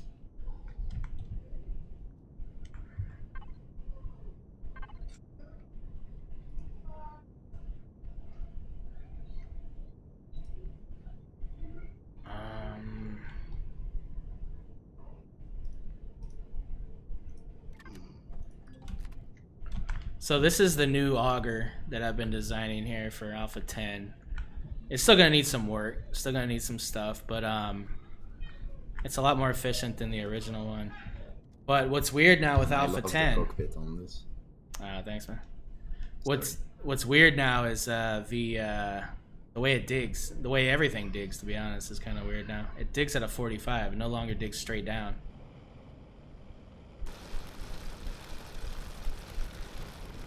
And it digs a tunnel, which is cool, but it's kind of weird. Interesting. And the reason why it's weird is, how do you gauge where the resource is based on where you dig? You kind of have to start at an angle and go down till you hopefully meet it. And then it digs at 45 now, so it's like you can't. It's harder to back out of it, I guess. Yeah, I guess I haven't done any mining in a while either. Yeah, it's weird too with the angle and stuff. Let me try something here in a minute. And sorry, Spanj, if you can hear me. I still don't know where you are, and I didn't know Discord either, so I'm lost.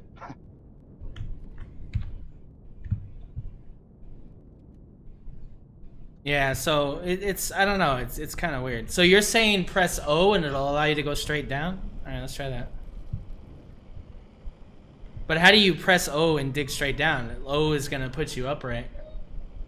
Try Shift O when you're in the downwards position. That locks your. Locks you.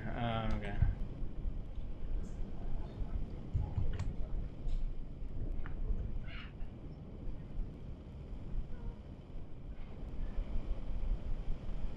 Yeah, it's still pushing you forward though. Yeah, it must be a bug, I think. Yeah, I mean, it's still, no matter what, it pushes you forward. Even you're like dancing on your drills, basically. Seems like Sam has joined us as well. Is this why I couldn't get hold of JRandall? Because you booked him out, basically. Yeah. Booked in advance. You booked him out. Mm-hmm. Sorry, Spanj. No, I was doing this stream here with XCaliber. This is my JRandall time slot. You can't have it, sir. It all becomes clear now. I see. Join the line, Spanj. I'm next. Yeah. In high demand. Oh no. So I was Spanj, what do you think about this miner thing, man? This 45-degree angle thing. Have you noticed that? I don't know what you're talking about. So when you use a miner now, you can't dig straight down. It digs at a 45 no matter what. Are you kidding me? Really? Yeah, it's super weird. Like, you can't dig straight down anymore. So when you're looking at a deposit, you actually got to gauge like distance on it and then hopefully meet it at 45 degrees. Is this an attempt by Elion to stop getting people stuck in holes, do you think? Don't get me wrong. I love how it digs. I love the tunnel thing. I just wish there was an option to go to default mode or go to tunnel mode or something. You know what I mean? Like, I wish there was a drill setting to prevent that, because this is, I mean, people don't just use their drills to dig for ore. They use their drills to dig bunker bases, to do, you know, other things. So it's like, I don't know. You're kind of closing off what we're using these for now. It's kind of weird. Doesn't sound right. But honestly, you don't even need miners anymore because of how freaking efficient these drills are. Right? It seems that way. I wonder. I mean, if you're at a deposit, will the miners like get it a whole lot faster still? I know you can dig really fast with the other method, but I mean, what's the actual collection rate that you're going to get from a miner versus just hand tools? Yeah, I mean, well, I guess it's based on cargo, right? So I mean, like, this thing has, I forget how much cargo I got in this thing, but I mean, obviously you'd have more cargo in your miner than you would in 12,000. So this got 12,000 versus my 700. So yeah, I mean, you're gonna get more. But then again, like, you know, I got logistics menu, so I can drill and then I could just press F4. You know how that works, right, JRandall? The F4 thing. Sorta. Yeah. so you press F4, right? Like, if you pressed F4 right now, you could see whatever builds you have next to you, right? So I see the Foundation challenge, right? So then I can go into its cargo container, and I could just move stuff over using the arrow. So when I mine and I'm full, I could just press F4 and then just shift it over to the cargo box and then carry on. Or you could even tether directly to the cargo box using the plug on the top, and then whatever I mine automatically goes in that box, and I'm just tethering to it, so it doesn't even go in your inventory anymore. So yeah. So take your little spawn your little new CV thing that came with the or no shit, you can't because it's part of your made challenge. I spawned something and I got it stuck underground right now. Nice. Spawn the little base storage thing you have. That little storage expandable storage base thing you did. Oh right, okay. Give me one sec here.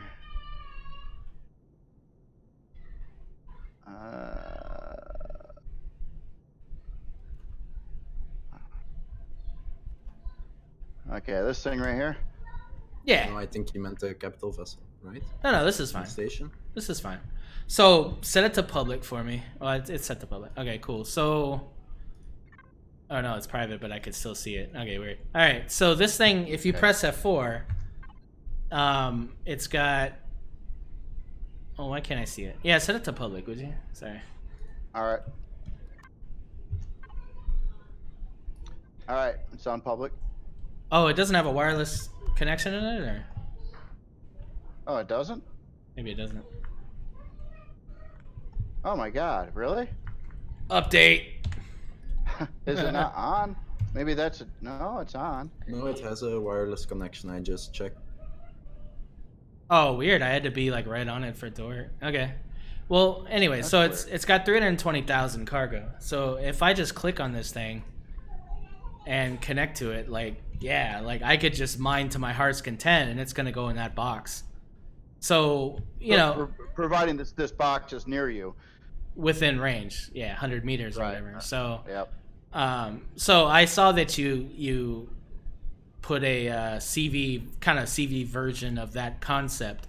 So if you think about it, if you go to the moon with that thing, and as long as you're within 100 meters, you can just mine to your heart's content, and it can just automatically go into that box, right? So yeah, honestly, I don't see the point of a miner now.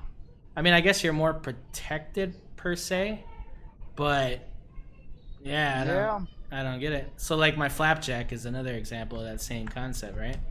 Like you got, you know, you could just go to the moon in this thing. Oh, weird. It did this thing where I got to respawn. Oh yeah, it's like half there. Here's were you thinking about this? I just released this thing today along with a particular space station. But that's part of the main challenge, so I don't want to see it. Oh, you don't want to see it? Okay. No. All right. I can't destroy anything on this server. I'm sorry. I'll despawn this stuff, but You should be able to. I don't have. Oh no, you're right. You don't. That's right. Destroying just restricted. That's true. Don't worry about it. We'll jet set. No, I'm kidding. No, but you can use the selection tool and delete most of it, and then it works, I think. Yeah, actually, I wonder what happens if I.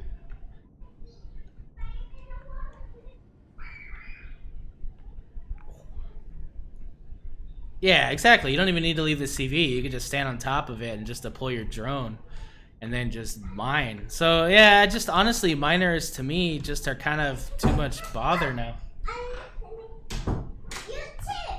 Well, I don't want that to be that way. I mean, you know, miners and a whole nother aspect of the game. You know, it's building cool miners is something you don't want to really get rid of. I don't think. Oh no, I love miners. I think they're great. But I mean, that's my point. It's just kind of, I don't know. I don't like the. I wish there needs to be an option with the drills. Give us the classic. Give us the new fancy tunnel drills because I think it's awesome. But yeah, let us keep the. Yeah, I mean, miners are cool, man. I like miners, and you already have to make them bigger with the cargo. I wish there was a way to tether cargo from vessel to vessel. So the same way I can tether myself to the CV, I wish you could tether a vessel, a small vessel or a hover vessel to a CV. That would be cool. You know, you land somewhere on a new planet with your CV, and you land close to a resource deposit, and you run out with your miner, and it goes right into the CV storage. Speaking about miners, you want to see mine? Sure. Ooh. It's very JRandall inspired, obviously. Oh, that's very cool. Thank you. Ah, nice. Oh yeah, look at that, man. Very cool. We've tested her a bit. She kind of drags her nose over the ground when she's full, but other than that, I think she works fine. Very cool.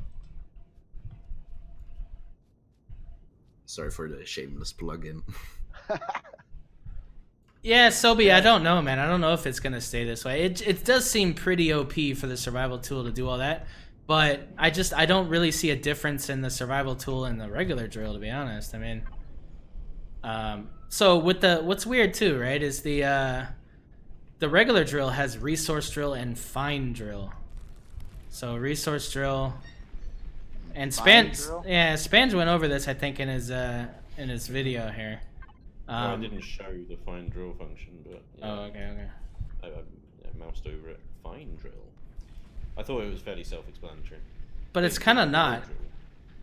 Is it? Is it what the old one? Old drill used to work, basically, just slower. Oh. Much smaller chunks. So then give us that for the fixed drills, and then I'm done. Like, I'm good. Because it seems that this other one, it picks up the voxels in a different way, basically. So it does it at this 45. Well, it actually doesn't. The hand drill can do it straight down. But for some reason, these fixed drills can only do it at 45. Or at 22, or whatever the hell it is. I'm gonna try that again.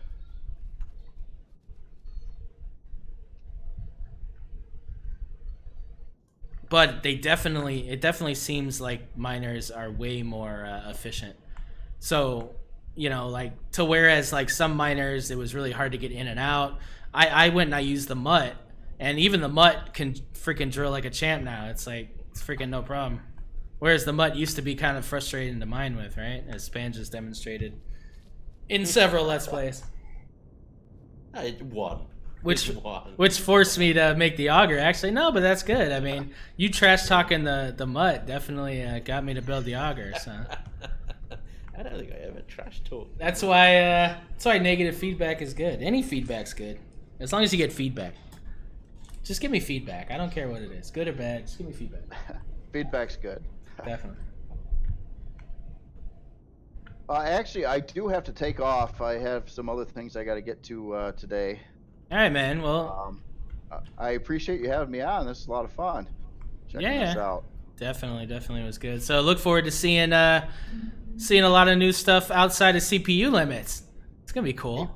Probably, yeah. I didn't like the CPU limits. I was crabbing about it for a while, but I finally just like, man, got to do it right. Got to have 7500 CPU. Blah blah blah.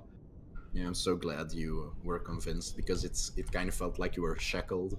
Yeah. To not build as good as you can, and now you're like broken free, so to speak. Right. Well, like stuff, Not too long ago, I put out the MX9, and then there was an MX9R. And the MX9R is like the one I wanted to build, and the MX9 was 7500 CPU. And that's the only reason it exists. I mean, honestly, and I had to like make it fly worse and store less because of it. Stuber, you're talking about the tier 2 fixed rows for the. I could show you. It's the same thing though. It's the same problem with 45. Yeah, Jay. The reason I wanted to borrow you was because we're actually modifying one of your builds right now. Oh, really? Yeah, over on the Fluffy Chuffy planet. If you've got a moment, pop over there. We've placed Waypoint Station down. Oh, okay. And we are adding a bunch of greenhouse pods to the exterior using some corridor connectors. And yeah, we're trying to preserve your style, but obviously it's your style, so. No, it's whatever. Yeah, I know that is totally cool. So what I heard from that is, JRandall, come and rebuild your Waypoint Station. Well, that is something I'm kind of do, and I started with the Persis carrier, but once I get that done, I'm gonna be going through a lot of different things and trying to update them. I've been meaning to for a long time, but I like to build new stuff too, and this stuff takes a long time to do. Yeah, well, we're not rebuilding it. Like I said, we are literally just adding these greenhouse pods to the side. So it's more just to make sure they blend in, kind of with the original Waypoint Station as best they can. And how best can we do that other than to get consultancy services from the one and only JRandall? Well, thank you. I don't have time right now to do that, which I do have to leave, but I'll try to jump on the server tomorrow and do some stuff. And if I see you, well, hit me up and I'll come take a look. Nice, appreciate it. Thank you, sir. So not a problem at all. So you guys know in chat too, anybody that's a sub of myself or Spanj, you guys have access to the server that we're currently on right now, so you guys can be a part of all this stuff as well. So information for that is just join the Discord below, and you'll see the Foundry server channel there. All right, Jay, thanks a lot, man. I appreciate you coming in, and yeah, I'm glad we talked you out of CPU, man. If anything, the stream has achieved that, dude. That's major, so I'm pretty happy. Yeah, I love it, man. No more CPU for me. All right. Something that's like 100,000 CPU. You watch. Yeah. Awesome. All right, man. Nothing but radars and thrusters and RCS. There you go. Okay, I'm out of here. Take it easy, y'all. Cool, man. Later. See ya. See ya. All right. So the next thing I want to go over. What's up, Dreamweaver? How's it going, man? Hello, buddy. The next thing I want to see about is bases. Obviously, and you know, I'm not really gonna make a new base until I've played the stable and I understand how this whole base defense thing works and how they operate and what I need to account for, and then I could build a base that will function, you know, for being attacked.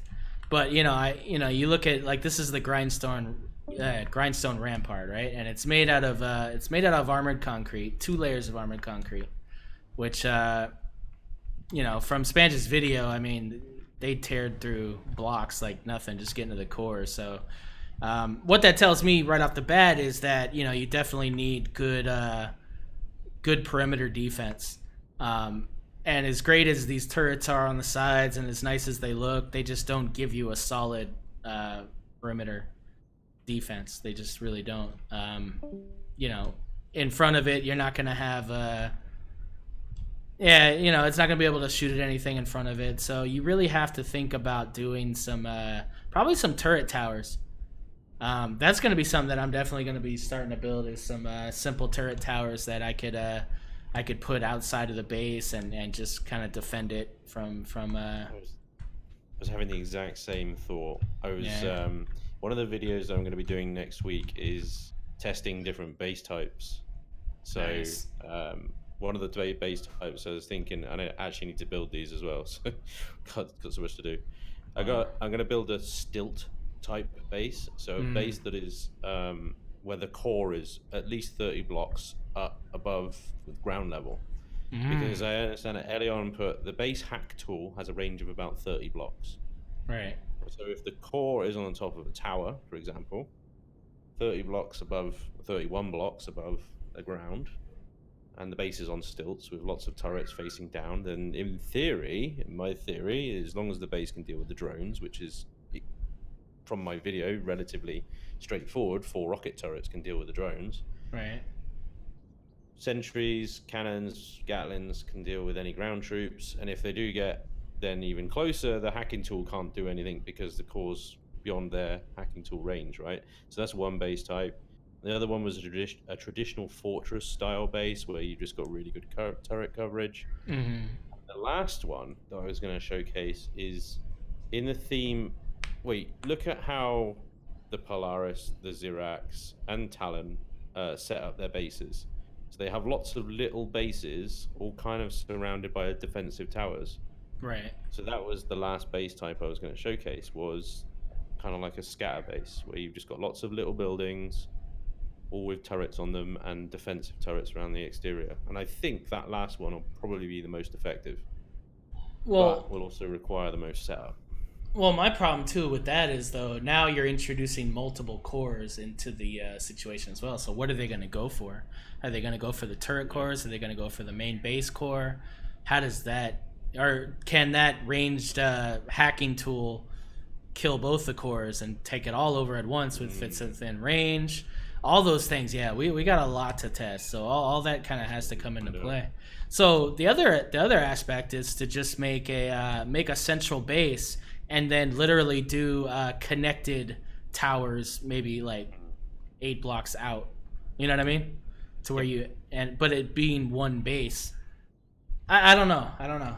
I mean, both would make sense, but then you're dealing with multiple bases that have their own fuel and all that stuff. So yeah, well, the connected is a good idea, because if the Zirax managed to take over one of your outer defense towers, that outer defense towers then becomes theirs. Yeah. And whatever guns are on it and ammo is in it, then suddenly starts attacking your other bases. That's a good point. So definitely something you need to factor in. Definitely. Another idea I had, because they can take over your base and the turrets will shoot at you, is maybe make like a very long tunnel that goes beyond the turret range, so that if it gets captured, you can go into the tunnel to reclaim your base. So that's nice. A point. Yeah. So lots of stuff to work with, but I definitely love that they're opening the game up to this, because bases have always been an afterthought in respect to defending them. Well, you also need to keep in mind the parameters for the base attacks. I don't know if you know them, but it's like how bigger your base is, the more likely the attack is, and the bigger the attack will be as well as the energy consumption of your base, and your faction reputation, and the proximity to enemy territory. Yeah. So all those are aspects in the P menu there. Here, overall probabilities right now 8.2. So based on location, reputation, energy footprint, and base size. and then it tells you what your last attack was. So all that's definitely based on how you would, where you would place it, your tactical strategy for that. But I just like that they're making this a thing, because really, I mean, once you put a couple cannon turrets on your base, you were fine. You never had to worry about it. So, yeah, this is now a design thing. This now has, this is something you have to think about when you're actually designing your base. Imagine building a base without using a blueprint now. You actually, when you're building it block for block, you have to be concerned once you put that core down, you're susceptible to being targeted. So now, it's based on defense is now first. Defense over construction, even over production. You have to make sure that you've got something to defend yourself. It's a lot more important now, so.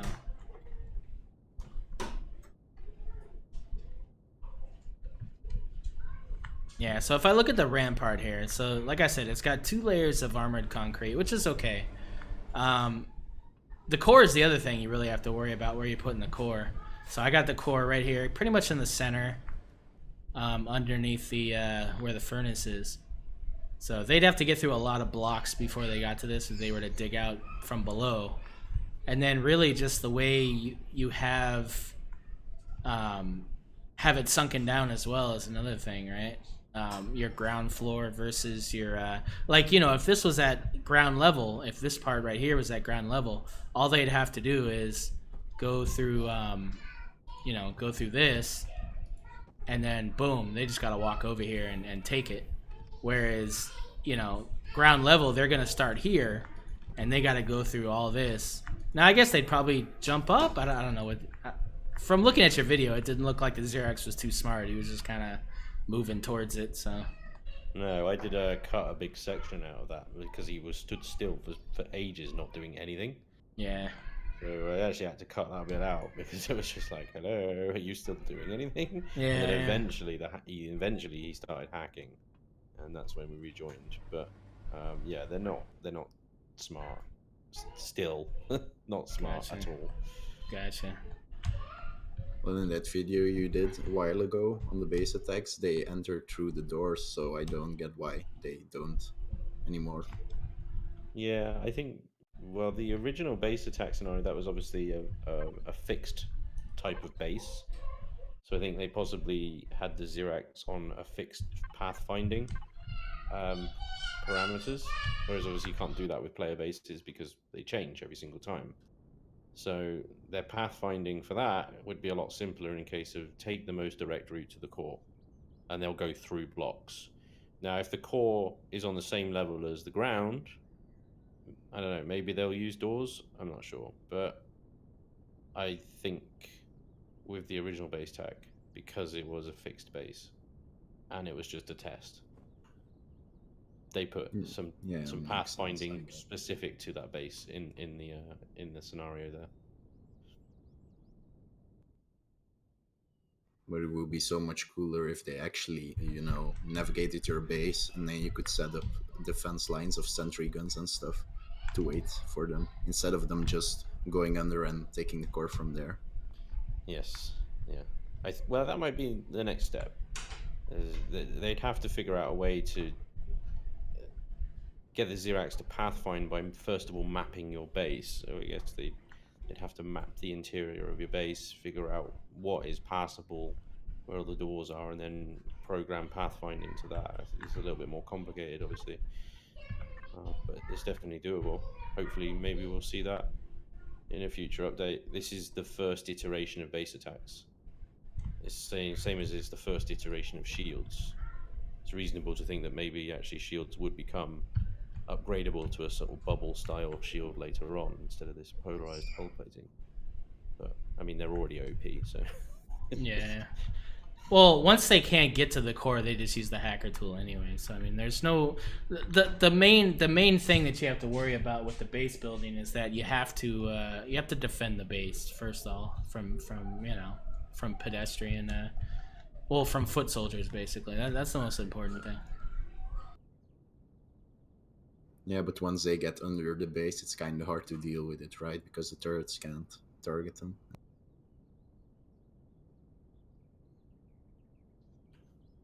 Yeah, I mean, yeah, as soon as they're out of the firing arc of turrets. that's it. You've got to go and proactively deal with them, which I suppose is right, because your base is under attack.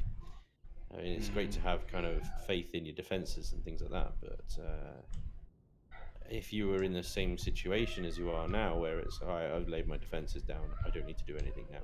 Oh no, my base is under attack. Whatever am I to do? Then you're back to square one. What's the point of even adding base attacks in?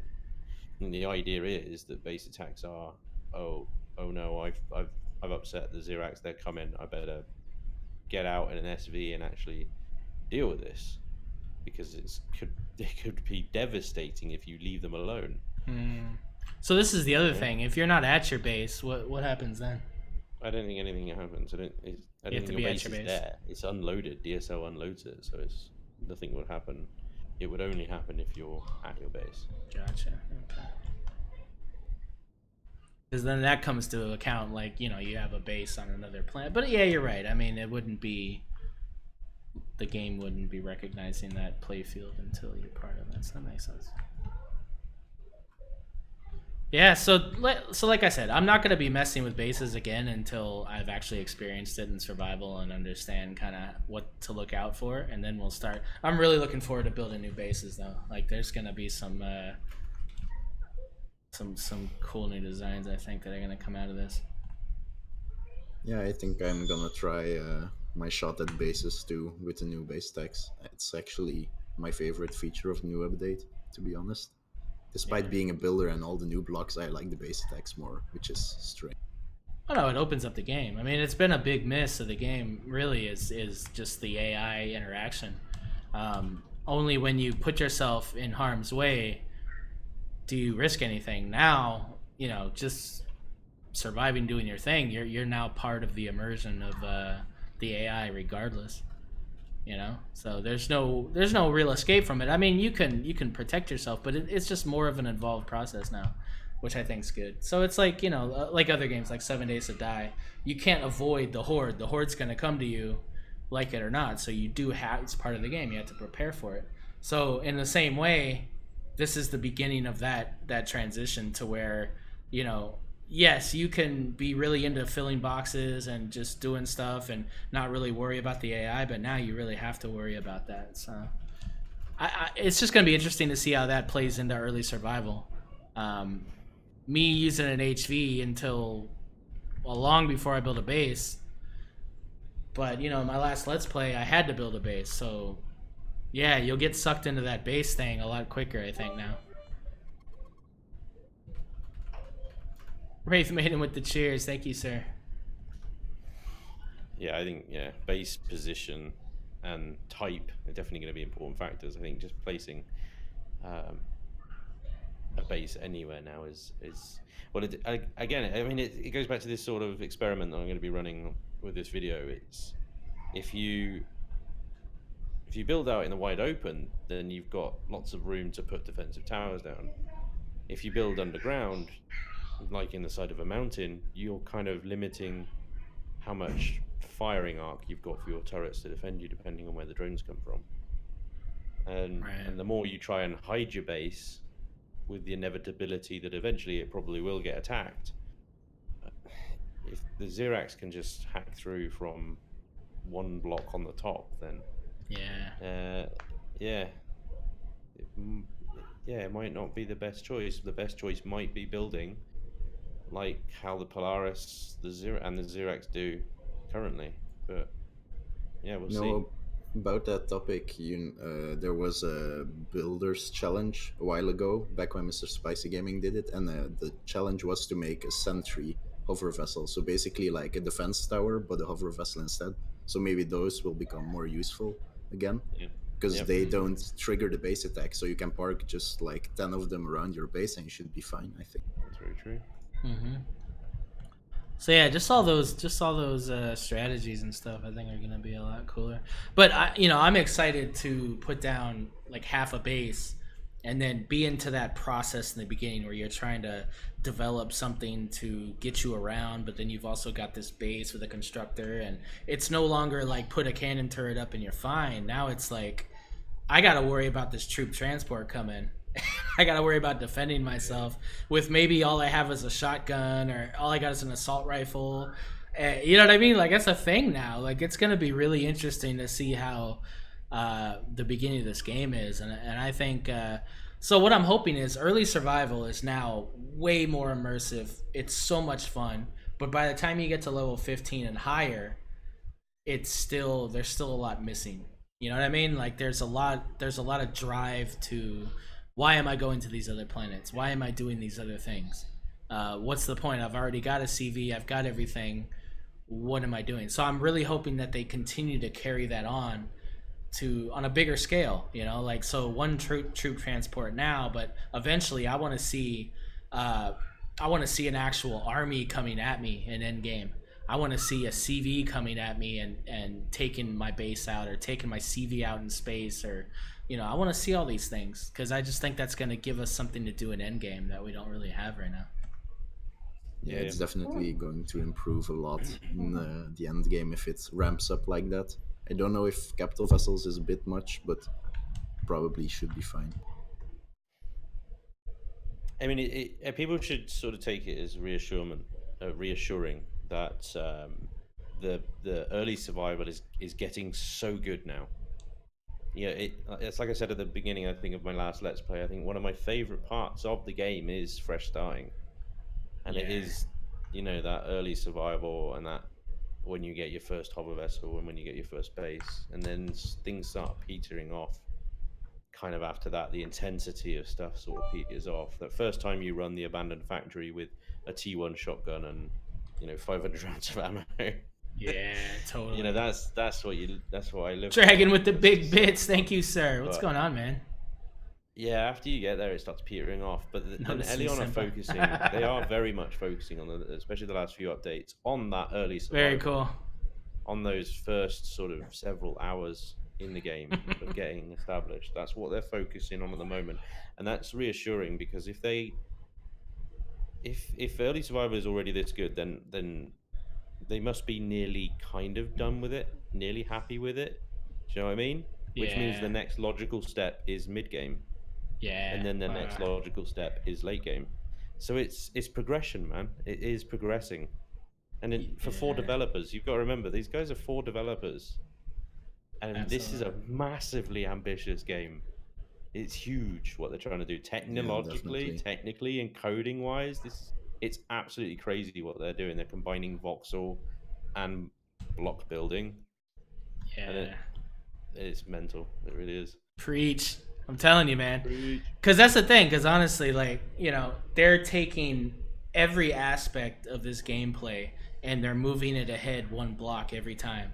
And it's proved to, you know, 2-3 years down the road, look at all the stuff we've got to play with at this stage in the game versus other games like Space Engineers, where they only moved one thing really far and they ignored everything else.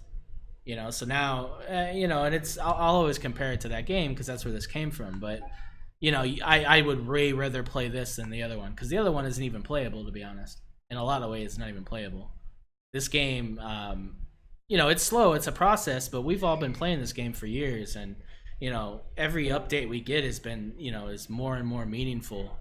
And it's just, yeah, I mean, now, like, very true. And if that's the case, I'm super excited. So level 1 to 10, an insane amount of fun. Yeah, so 10 to 20 or 10 to 15. Oh, because that's where you get the audience. You know, when somebody buys this game new, you know, they're playing 1 through 10, and that's going to be how they project, you know, am I going to continue playing this game? Because I've played plenty of games where I've only played an hour or 2 of it, and I've gone, I see where this is going, not excited, I'm good. Because most games actually ignore the beginning grind. They kind of ignore that. That's like a get to here so you can have fun. This game is like, it's fun in the beginning. As soon as you land, you're in the fun, you know? So, you know, so yeah, if they can get to the end game being just as fun and rewarding, then done deal. Like, this game, you know, complete success. And I think it's already a complete success, but it's just the fact that the developers are continuing with as much vigor as they had in the beginning and giving us so much to chew on is just a sign that they're not going to be done with this anytime soon. and I love that. I just think that's freaking amazing. Yeah, and gotta give credit to the community too, because they do a lot for the game as well. You know. Oh, massively. Yeah. Definitely. That is one thing Elion are very good at is taking what they can get. Right. Oh yeah. Dragon with the gift subs, man. That is awesome, man.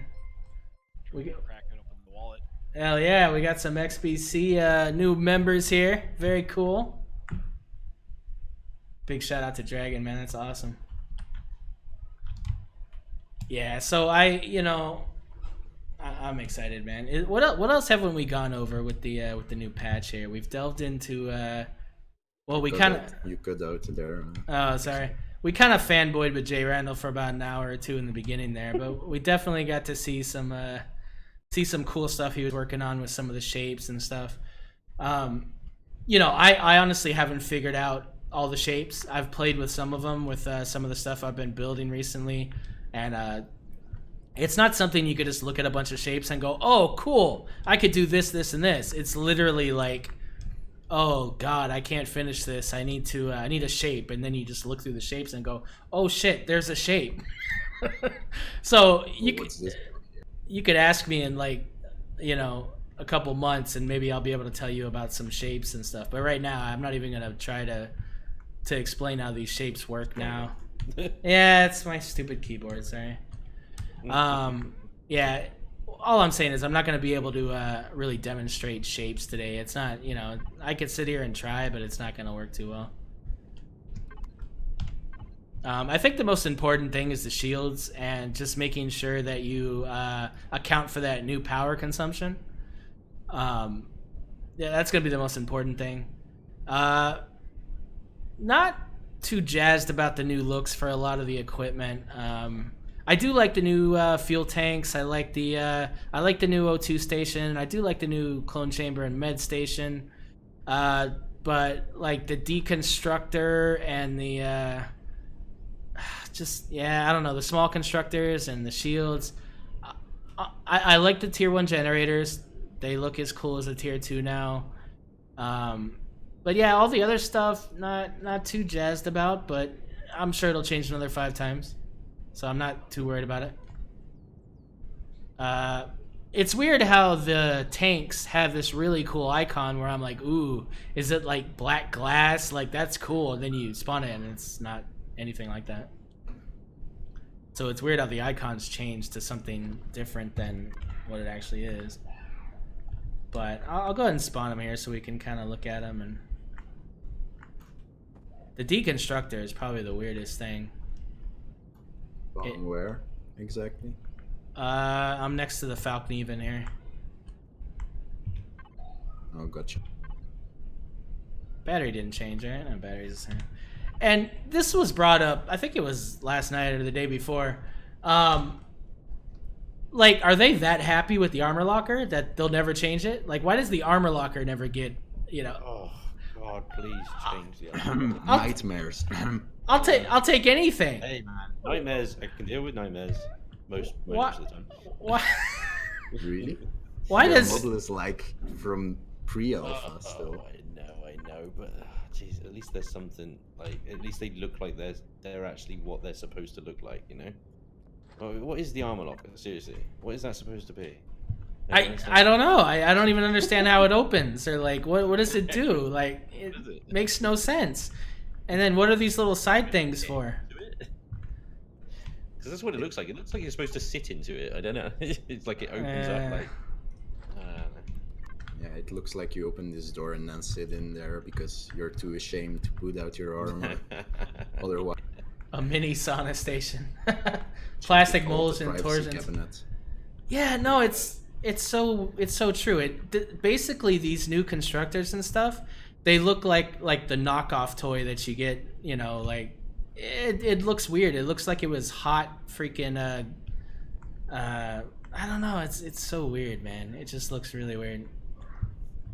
Yeah, the model needs a lot of work. Smashed, and I agree. What's that, Bullet? Slain a lot was saying that it looks smashed, and I agree. It's like they just took and like put a heavy weight on top of it and smashed it down from its full size. This, Whereas AC, yeah, they're saying it's melted plastic. Like, yeah. The deconstructor looks like a robot dog's head or something. It's weird. Yeah, I don't get why they changed the deconstructor. The old model was very cool and had this like yellow square thing. Yeah. It reminded me a bit of Space Engineers. Oh, we'll probably hit it on the head there. But yeah, no, I mean it just, yeah, the old ones look better. I don't get it. It is what it is. But the shield, I'm not jazzed about the shield. You already know my thoughts. What do you think about that, Spanj? Because I haven't talked to you about the shield yet. I get that it's supposed to be upgraded, so that's why it's the same 3x3. But why can't the smaller one be a 2x2x2? So that we could fit them in smaller CVs. Because this basically negates using shields in small CVs. I don't know. I mean, I managed to fit a gravity generator inside the short hauler, so 2x2x2. Small builds. Come on. It just seems nuts, dude. It just doesn't make sense. I don't know. It does. Yeah, it's. You look at the HV. The HV is 2 cargo boxes next to each other. You could fit that in anything. The shield is crazy OP at the moment. Like, I can't remember who. I think it was Bone Dog was telling me just earlier. He could just sit in front of a POI with 4 ion cannons and make a sandwich, and it wouldn't have defeated his shield by the time he got back. It just doesn't seem right. So I think shields are perhaps maybe intended for that kind of late game. That you shouldn't really be looking to get them early game. But we can have them on SVs and HVs, like no problem. Yes. Like any of them. I could fit a shield on the auger if I wanted to. It's just 2 cargo boxes. So, but that's what I mean. Like, make the shield, make the smaller one half the. Well, it already is, right? It's already half the hit points and efficiency or whatever, fuel consumption, and make it a 2x2x2. I don't know. A lot of people want to build smaller things, and I don't know. I don't get it. I mean, Edion definitely want you to build smaller things. But they're giving you more stuff to put in at the same time. It's such a confusing message. Yeah. But yeah. Yeah. My main gripe with the shield generator is it doesn't really blend with any blocks. You know, the constructor you can kind of fit into the hull a bit, but this there's like so much open space in it that you can't put blocks in, and that's what bothers me most. Well, yeah, but look at this. That thing is ridiculous too. This thing's ridiculous too. Yeah, but that's 1x2 blocks, and that's 2x2. This is really big. You know, the Chimera you reviewed on the workshop this week once. I don't know where to put the shield generator in there. I really don't. Yeah. Well, yeah, I mean, that's it though. But all of these things are, I guess, meant to be displayed. I mean, that's really what I guess that's their intention. Like, this should be displayed in an engine room. Which is fine, but then that just makes it so. And then this warp tank is why didn't we get a new warp tank that looked like the fuel tank? That would probably be one of the biggest things I want to see, because this warp tank, I hate that warp tank. I don't know. But if they want you to display it, I think it needs to blend a bit better, right? Yeah, these are all cosmetic things, but look part of the hull and stuff, or the inside. Yeah. I mean, I saw a picture somewhere before Alpha 10 came out, the experimental came out, of the old warp drive. Do you remember that? The donut. The donut. Oh yeah. Yeah. And that was teased to be making a comeback in Alpha 10. Oh, you're right. You're right. That's the new shield generator, then, isn't it? I thought, oh, that's the new shield generator. But no, it just completely disappeared. I suppose, like, also Hummel's tease about some kind of aerodynamics. That's just gone nowhere, and it's like, Yeah. I asked Talon about that. I was like, so this aerodynamics thing, you're not covering that? And he was like, we don't talk about it. It's like, oh. The donut would be awesome. We're gonna discuss. You know what I just noticed? Would be awesome. You could do something with the donut. You know, it's a feature. It's a centerpiece. Yeah, just like the thrusters, right? Yeah. You know that capital vessel you once showcased in one of your old videos, Spanj, the Apotheon, the big brown vertical one. Yeah. Don't know if you remember that integrated the circular warp drive very well, and that isn't possible anymore with the new shape. That's what I mean. The old warp drive, it was such a good feature that to build around, to really make a centerpiece of a room and make a big fuss over, you know, within your build. And then they replaced it with this thing that looks like out of Star Trek Enterprise, and that's exactly where I think they got it from. To be honest, Well, I like the new model, but I wish we had the option with a lot of these models actually, with new constructors as well. I'd like to use the old ones, unless the new ones get improved massively, because they're just not cutting it right now. You know what I noticed? Sorry. They just... Oh, go ahead. It's your channel. Go ahead. Just like kind of like they have med stations, you can right click on med station to get a whole slew of medical devices. I'm not sure why they can't just let you get a slew of different warp core choices for your ship, give you a little more flexibility. Yeah, no doubt. That would be really cool. You know what I just noticed, a little thing about Alpha 10 here is I could see your freaking light and it's driving me nuts. You notice that? Like you could see people's lights now. You couldn't before, right? That's the new dynamic lighting. Doom's over here blinding me like all freaking episode. Just noticed that. I'm like, why am I seeing that? I thought I put it off. Yeah, it's freaking blinding. It's crazy. Yeah. Sorry, bro. Check out your grow bays then. My what? Grow bays look a lot cool. Check out your grow bays. Your grow bays look a lot cooler now. Oh, the new light? Yeah, that light is cool. Yeah, the grow light looks amazing. Yeah, that is super cool. Kind of wish they would do that with floodlights on ships. Yeah. I don't think they do that yet. That looks clean. I really like that.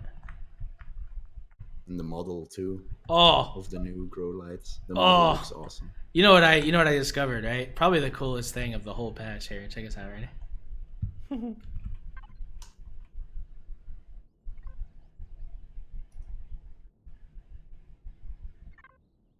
Wait.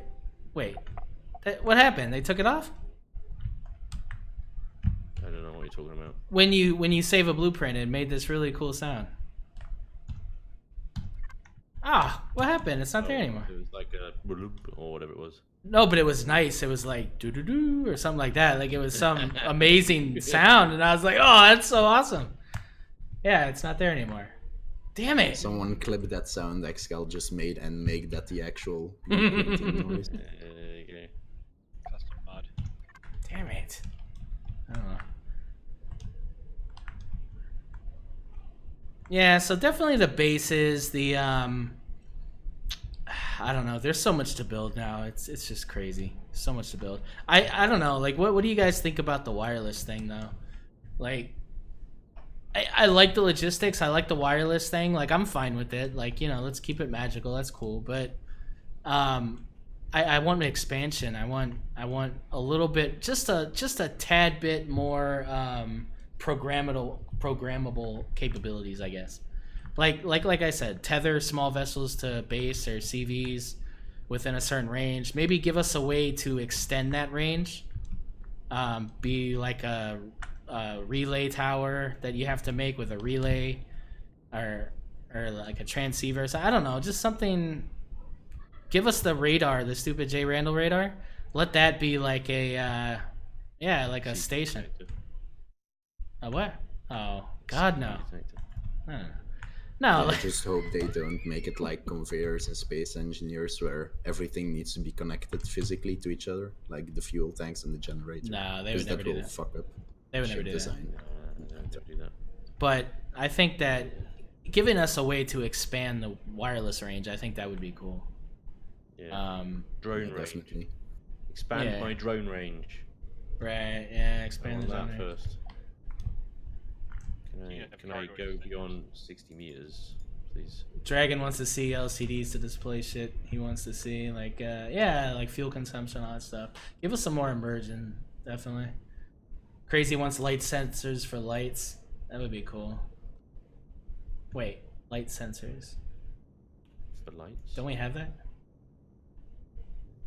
Motion sensors. No, I think he means lights that have a motion sensor built in, probably. Oh no, that would be cool. Yeah, why is that not a thing? That would be cool. That would be cool. And you don't have to That's find so 2 much. blocks. Ugh, yeah. Oh, that would just be even so just easy, one yeah. block. You wouldn't have to With, program anything. Oh, that'd be so much more efficient. Yeah, that would be cool. Yeah, and also the sensor is like so tiny, but it takes an entire block. I don't like that either. Especially for small scale capital vessels, it's really hard to find a spot because you also can't drag your sensor opposite of the wall it's attached to, so to speak, you know. You can't extend the signal backwards, so you need to angle it right and find a spot for it. Yeah. Well, like I was saying in the last stream I did earlier this week was the deco blocks. Just paying a lot more attention to the deco blocks because it seems like they're making a lot of these deco blocks functional blocks within the game, like the bed and some of these other things. Like they pulled from the fridge, from the tech equipment. So I'm looking at a lot of these and seeing like what could these possibly do that we can get some more function and stuff built into some of these deco blocks. So pretty hopeful with that. What other major changes am I missing here? I think we kind of... I think there was something about structural integrity for terrain. The small blobs that sometimes stay behind, they said they would drop and disappear. Oh, okay. You know, it's a small feature, but when you build an underground base, sometimes you miss these like tiny little slivers of terrain, and they can put your HV to a stop entirely. Yeah. Yeah. Spanj, wasn't there... Am I crazy, or did I not read something about with the new shapes and kind of the new tab system? I thought we could do custom tabs or something. Wasn't that talked about before? No, I think that was... You were in my head because Oh. that was the exact thing that I wanted. I was going to ask Hummel, I was going to put a thing on the forum saying, yo, so these new tabs are great. Could you like just give us our own tab that we could customize and put what block shapes we want? Because what they've done, and one of the things that annoys me the most about these new shapes, is a lot of the blocks that I used to use together quite a lot are now on different pages from one another. Yeah, they're weird. And The triangles. I'm having to quadruple my click count to get to the same blocks again. Yeah. And, I saw someone suggest to copy some blocks into multiple tabs, so you don't have to switch necessarily. Well, they've given us custom color palettes, so hopefully they'll give us custom atlas. No runaround saying you can change the text file. Yeah, I think it's a file you need to script with C++ or something. Oh yeah, I'm doing that. Nah, I'm good. Yeah, it's not very user friendly, to be honest. I think it should be in game. Yeah, everyone's smart. The health station and stuff did change when I spawned it. The good thing though with that is they added a command to refresh the block atlas in game, so you don't have to quit every time you modify the file. I think. Well, that's something, I suppose. Where?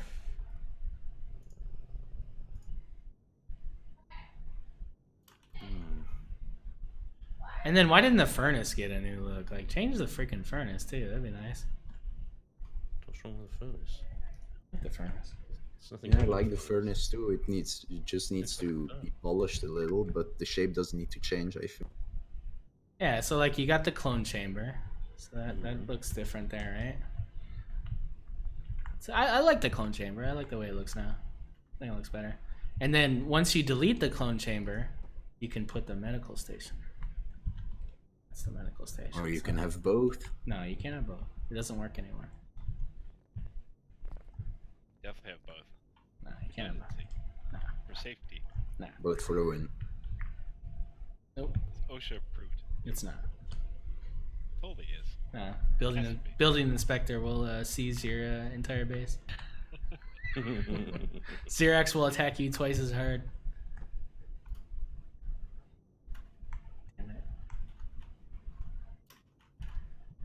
Actually, be a good way to test defenses that way if they attack you twice as hard with a clone chamber. Ah, they should. Elion, please fix. Yeah. Well, just make it upgradable. That's all. Just make, just like you did with the other stuff, like you're doing with the shields. If I can upgrade this brand new thing, it's like I should be able to upgrade that to that.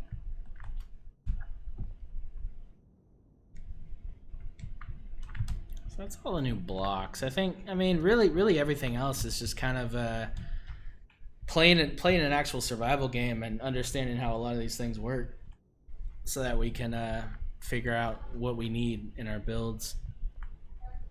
So definitely the next designer's challenge for June is going to be focused on that. I haven't fully figured out what the next one's going to be. I have a couple ideas, so but it's definitely going to be based on how we can best use the builds for the gameplay here.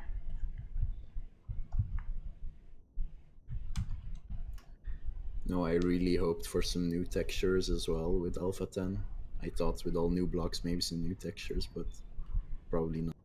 Yeah, well, I mean, Spanj hit it on the head, and we got to remember this. It's for developers. These are 4 guys that are just, look at all this work, man. I mean, they're just doing an insane amount of stuff continually. Do I wish that maybe they didn't redevelop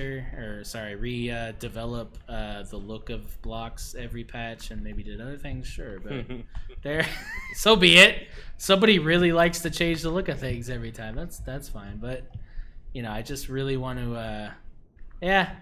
I'm here, man. I'm here till the end. Let's just see what else they can develop and give us. But it's definitely in the right direction. I think the shields are cool. I don't have a problem with the Pentaxid thing or any of that. I think it's fine. It probably needs to be tweaked. It probably will be, but it's cool. It's something new. What I worry about is they're gonna keep it 3x3x3, and then Alpha 11 or 12, it's gonna be 2x2x4, or you know what I mean? And then it's like, damn it, because we're designing around these things, and it's not a. Unlike JRandall, we can't build a CV in a week. It takes time. And by the time you build something you absolutely love, it's already dated, and you're like, So, I guess all I would say is that you might have to build a little bit bigger to compensate. Like JRandall was saying earlier, like leave some space in your engine rooms, and you're probably gonna have to remodel stuff. And honestly, like, what I would just say is don't get attached to anything you build, because you are in an alpha game. Things are going to change.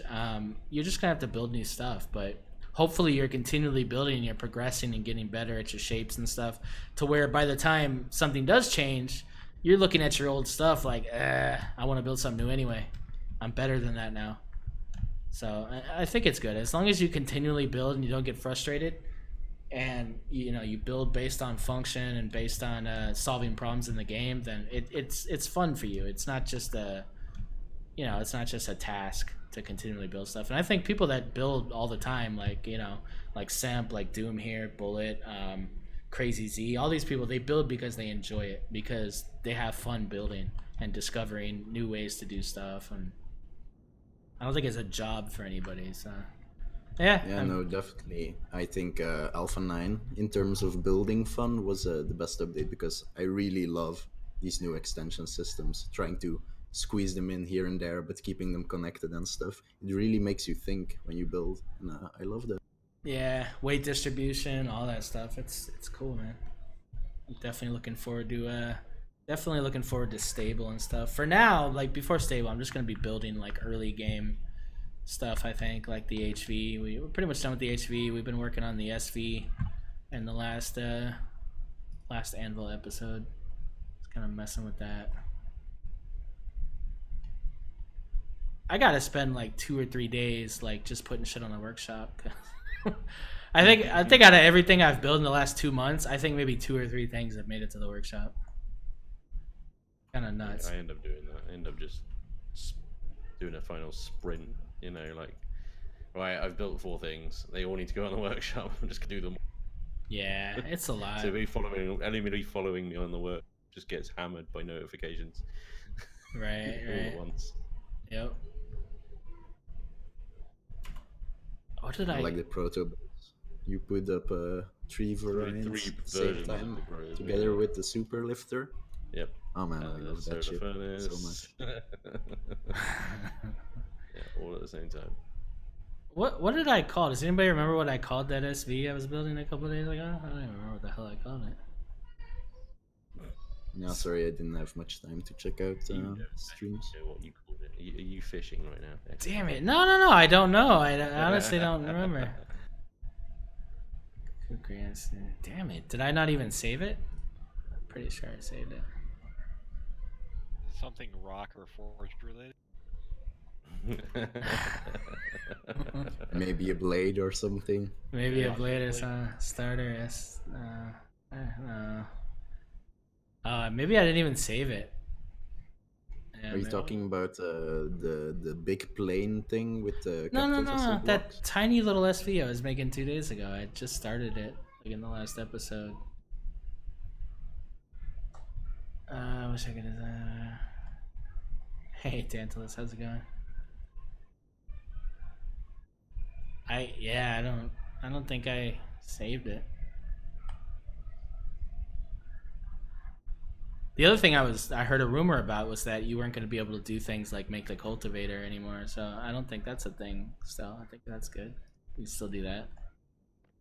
Oh yeah, that would suck. That would really kind of that would upset a lot of multiplayer servers as well. Yeah, a lot of them do offer that sort of premium vehicle. Yeah.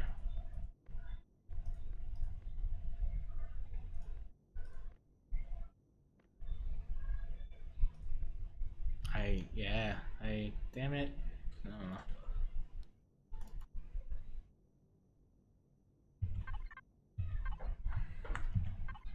Yeah, by the way, sorry everybody, we did not get a chance to do the workshop this week. Wanted to, but just didn't, yeah.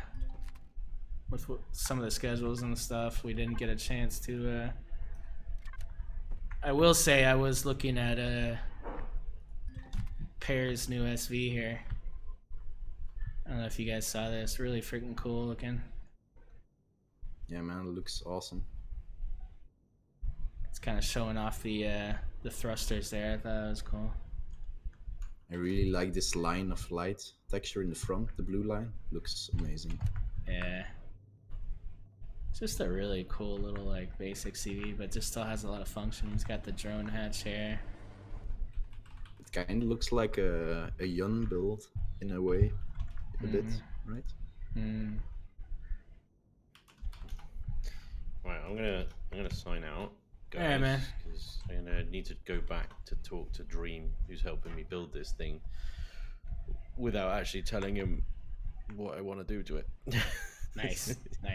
All right, I'll pop in after the stream, man. I know we gotta talk about some stuff. So. All right, nice, cool. All right, see you later, chat. Bye, guys. Later, Spanj.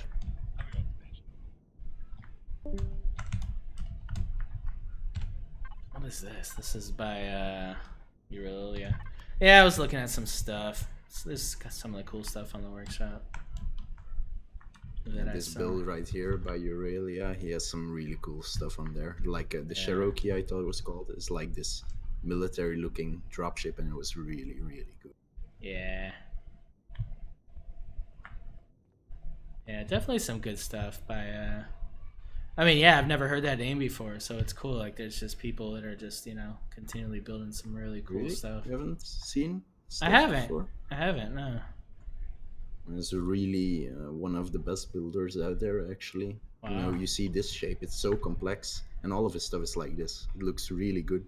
Yeah, even as a prefab in the game already. Really? Okay. Yeah, I'll spawn it in, see if I can find. I think when the Alpha 10 finally goes stable, I'll have to give this a shot, because the amount of detail you guys can put into SVs and HVs is ridiculous. Yeah, dude. Well, I mean, it's so much more detail because it's a smaller block. I mean, you can achieve so much with a small vessel. It's right here at the end. It's got the same kind of styling as Oh yeah, look at that! Wow, nice. Still need some tier 2 RCS though. Yeah. Well, Hopefully that's signs of them kind of working on that, right?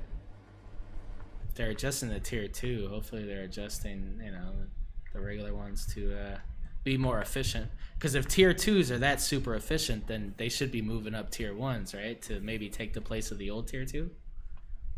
Hopefully. That would be cool. Because if there's a sign of that, then, the next move would be the SVs and HVs.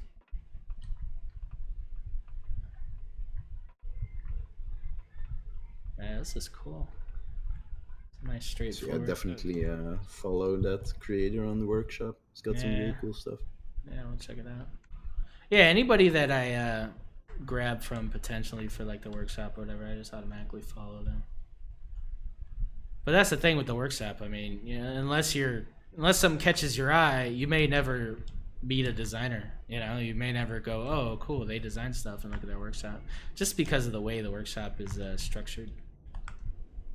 So it's pretty unfortunate, and that's part of what we're doing here is to give some light to all the different designers and builders. Yeah, I mean, when stuff like this flies under the radar, it's just such a shame. Yep.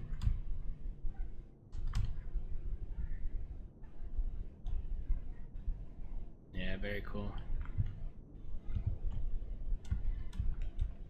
There's one stat I'm interested in. What's that? If I name it, I'm gonna be labeled as like Voldemort. There's one what? There's one. If I mention them, I'm labeled as Voldemort or something like that. Oh no, cool. It's a 3470 out of 7500 CPU. Oh Bringing it god. in within reg. Are you talking about CPU? We just talked JRandall out of CPU. Now you're talking about CPU?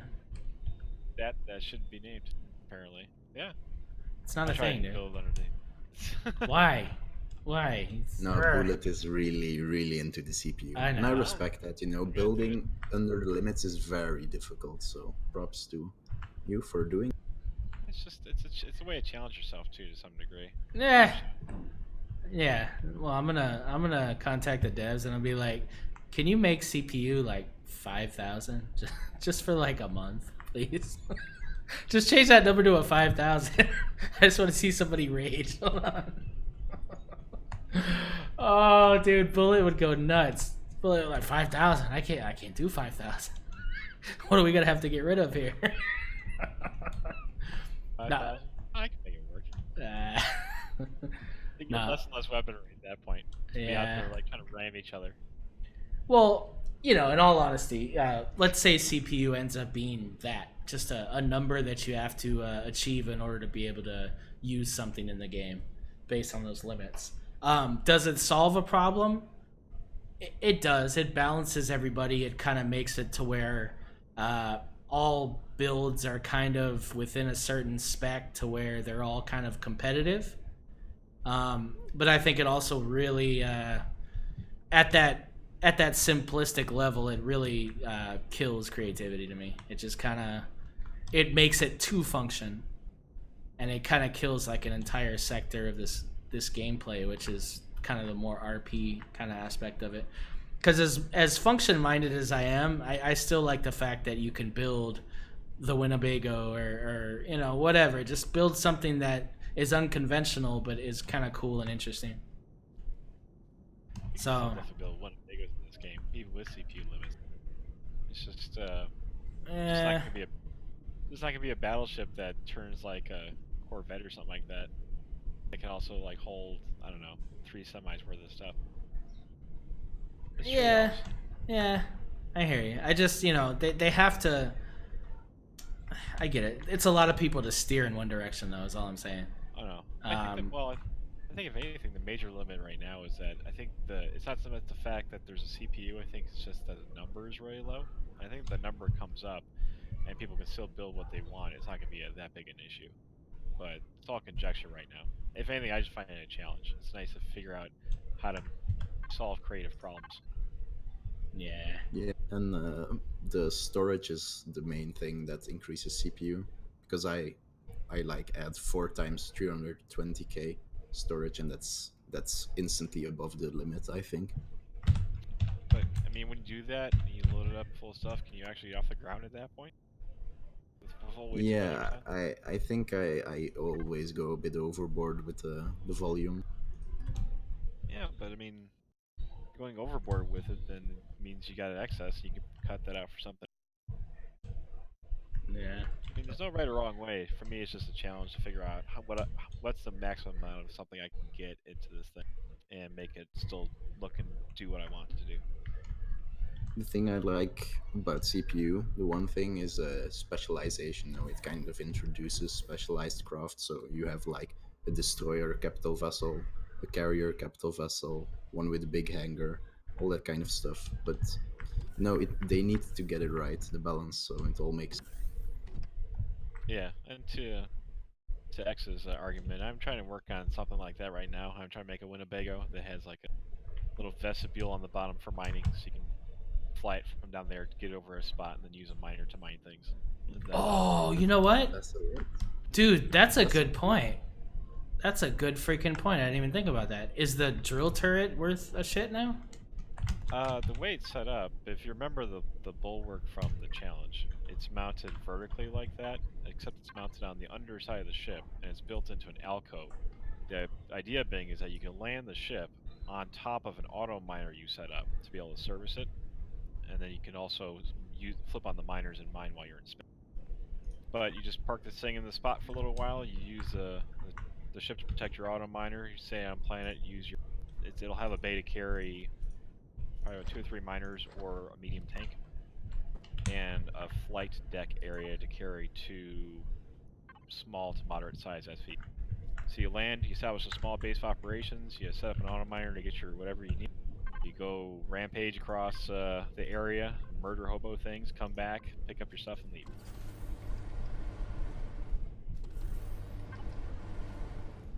At least that's the current plan. But that's kind of like Winnebago. Oh, shit. Oh, dude, what? Yeah. Yeah, there you go. Now you're rocking.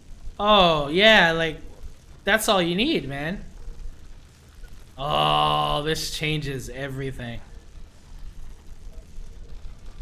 Because originally, with the original K-Bar land assault, and with this, this was the concept, but drill turrets were horrible.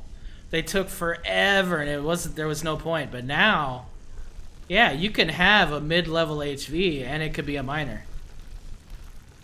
Yeah, and imagine this in multiplayer with multiple drill turrets. Yeah. Oh, that is awesome. There's like a big HV, or bigger HV platform, if you will, with a couple turrets mounted sideways. You can set up a drill in an area, strip mine it, and leave. That is massive. Do some mobile processing while you're at it. Yeah. Test this structural integrity for terrain out a bit. Yeah, look at that. I did that in like 10 seconds. Oh, that is game changing.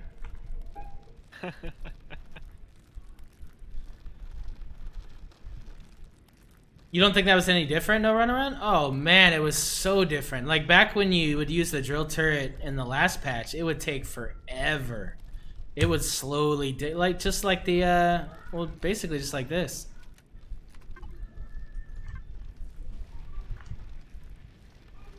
I mean, maybe a little faster than this, but definitely not much. I mean, it was slow like this.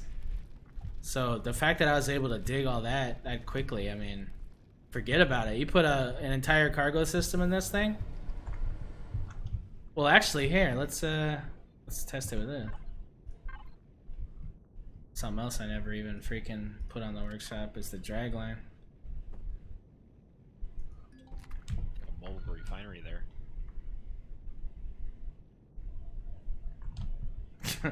It's bad when your HV takes that long to spawn. Sweet baby Jesus. That thing is huge. Is this thing finished already, actually? No, I didn't finish it. You really should. I really like it, this one. Thank you.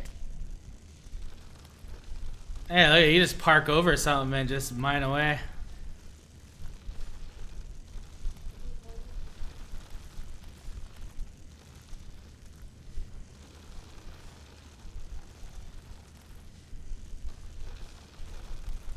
Yeah, no runaround. You couldn't dig nearly this quickly before.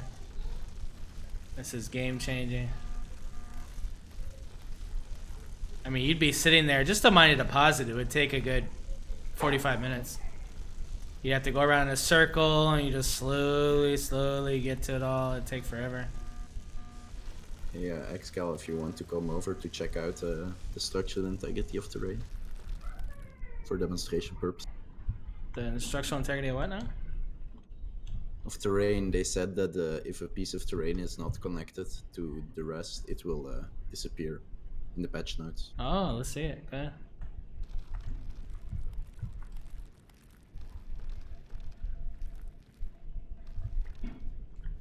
Yeah, okay, that doesn't work. And no.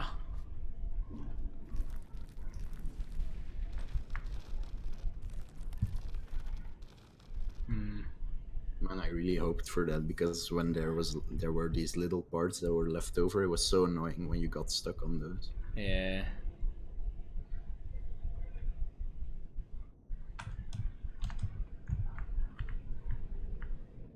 Hopes dashed again. It looks like it works for very tiny pieces, actually. Okay. Probably too much to ask that it act like a structure, so it just falls apart into quick grabbable like stone dust. So it's Right. Yeah, so I'm definitely upgrading the HMMHV. That's gonna be it's gonna be pretty much right away. I'm gonna give it some real cargo, and yeah, having that drill turret. Oh, that's how I'm gonna play, man. I don't even need a miner now. Glad I could be of service. Oh, that is so cool. Yeah, that's awesome. Thanks for mentioning that. I didn't even think about it. Yeah, I was running some tests on it and just noticed that when they changed, when it's Alpha 10, when they changed. Oh, like how a duel? That the would be option cool. Seems to work, I guess, for digging. That thing got a whole lot more effective. That's true. Why is that not a thing? Because a survival tool has digging and salvage. It'd be nice if the drill turret was also the multi-turret. That just makes sense. Have it just be one thing, and then that way... I mean, I guess the way they look at it, the drill turret's level 15, the multi-turret's 20, right? So... Yeah, it's also, well, to go back to CPU, it's also a CPU thing because it's another tool. So it's like, well, do I want to equip my vessel with this tool or not? What's its intended purpose? Should I put it on there or not? Yeah, but some things take up CPU and others don't. I don't get in which way they determine whether or not it takes CPU. It's kind of thought out fairly well. It's things that have CPU requirements on them are your thrusters, your fuel containers, your cargo, your generators. What else? I'm missing something in here. Weapon systems, obviously. I thought weapons didn't count for CPU. I think. Oh, okay, no, right now. I mean, as it should be, though. Do, yeah. I mean, in beginning, it shouldn't be a definitely quick counts as CPU process. So component if you look at turrets I'm and okay things with like that. Your fixed weapons, and then your tools and turrets as well.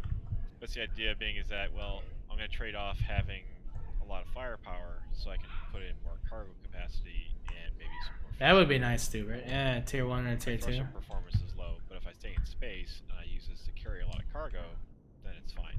So you make trade-offs for certain things to make other things better. Yeah, I just tested. They definitely add, but it doesn't tell when you hover over it in the build menu. So I thought it didn't because of that. I'd like to see on a new topic. I'd like to see the ability to make an SV/HV. You know, and basically, I want to make, like, let's say this HMMHV. I want to give it the ability to freaking fly. I mean, obviously, you'd have to put like other components on it to make it do both, but it'd be kind of cool if. Or swap an HV to an SV or something like that. No. I want basically the ability to. I want HVs to be able to fly if you give them upward thrust and downward thrust, and you know, it could be some other component maybe to be able to switch between HV and SV mode. But I don't know. I just think it'd be kind of cool, like be able to go to the moon with your HV and then just just go into HV mode and hover around and have the turrets. Maybe the turrets only work in HV mode or something. Conspiracy theory. Yeah, but it brings with it a lot of other side effects, because then you can have turrets on SVs. No, but that's what I mean. Like make the turrets only function in HV mode. Oh, yeah, right. How about this for a Game of Thrones theory? They talked about having runways. What if they're gonna make it so you can put wings on HVs so they can fly, and then you need to be able to land them? So the idea of having runways would be a good idea to be able to land your HV. I doubt it. I mean, that's what Spanj was talking about with the aerodynamics. That's why they wanted us to do runway. Probably something to do with aerodynamics, I think. Well, if they do it, I hope they do it, in a smart way, because the K-bar right here, it's aerodynamic, but it has a big flat surface, so to speak, from the front. Mm-hmm. So I hope they implement it well, that it actually kind of follows the line. Yeah, it would be cool. I hear what you mean, though, Bullet. Now that I think about it, it could be a thing. I don't know. But I just, while I don't want to have one vessel that does everything, I also want to. I kind of want to use one vessel, like especially in my early game, because now that I can use this to drill, this just makes this so much more of a thing for me. Like, so now I want to put enough cargo in it to hold everything I need, and then I could literally play out of this thing. So I mean it just Might be time for the HV RV there, RV living. yeah. Back of it. Yeah, nothing beats the cultivator, but unfortunately, super OP. But yeah, you know what I mean? Like I don't want 10 vehicles. I want if I could get away with the Spath and this, done deal. Like done freaking deal. I don't need anything else, because this thing could take a decent POI. It can't take a super POI or anything, but the Matic is super OP. I mean, I could park in front of a POI and I'm fine. Nothing's gonna happen to me. But the HMMHV, you feel like you're taking a risk, and I like that. That makes for good gameplay. But once you put the artillery turret up here.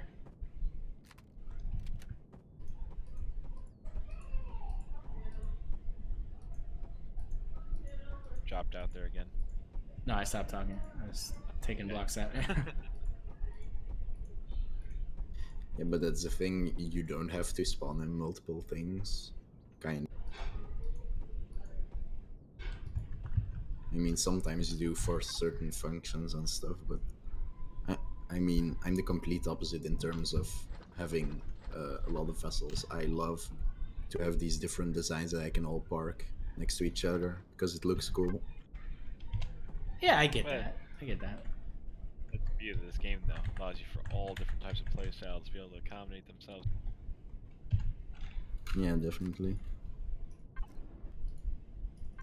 I think you could probably get away though if you made a big tank that had at least enough space to put a drill turret that faced down on the back. Yeah, I think this K-bar could get the job done in terms of a mobile base for on planet. Yeah.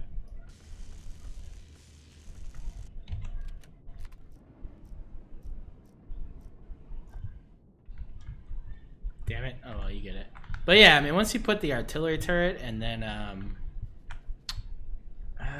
don't know, maybe I would change the miniguns for rockets as well, because you could fit 2 more rockets. No, that's 4, right? That's it, yeah. Yeah, I mean, if you replace the rockets for plasmas, I think those are strong. That's true. I could put rockets in the front and plasmas on the side, or plasmas in the front. I wouldn't want to put the plasmas in the front, because I'll lose those quick. I don't know. Yeah. We'll target the harvesters and the miniguns first. That's true. Hey, El Tigre, how you doing?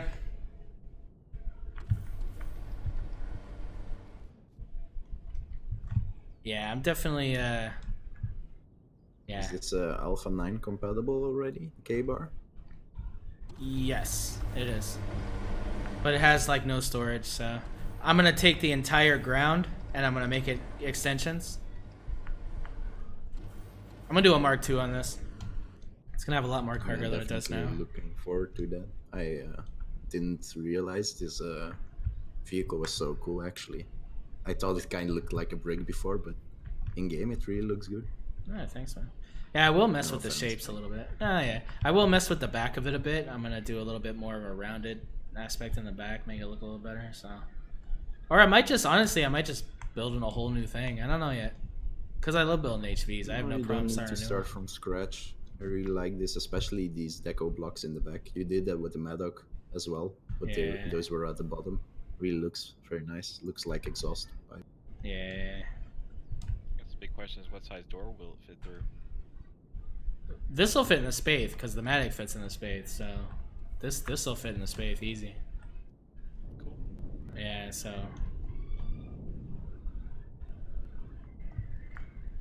Oh my god, the foundation really needs a ramp. Yeah.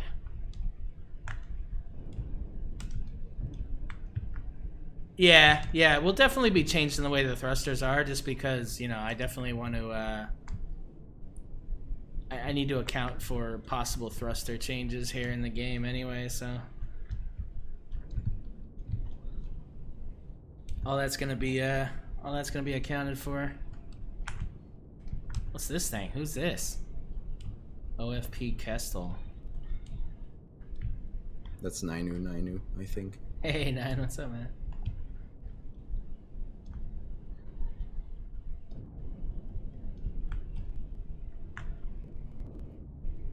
Oh yeah, we're putting a shield on it, Stuart. Well, we're putting a space for a shield. A shield takes Zircosium in a restroom, so I'm not gonna make it default, but I will give a space for future upgrade. The same way I do the med station and stuff. So that's another weird thing to me, is that the shield is like super low unlock level, but it takes those high-end resources. But it's unlock level. Wait, why doesn't it tell me here? Oh, unlock level 7, but it's Zircosium in a restroom. But again, you can get that in pretty much any POI. You're gonna find something that you could break down and do those things. Yeah, not the smallest one. Maybe like the next biggest one. Yeah, all day. 6x5 should fit. 7x5, I mean. All day, yeah.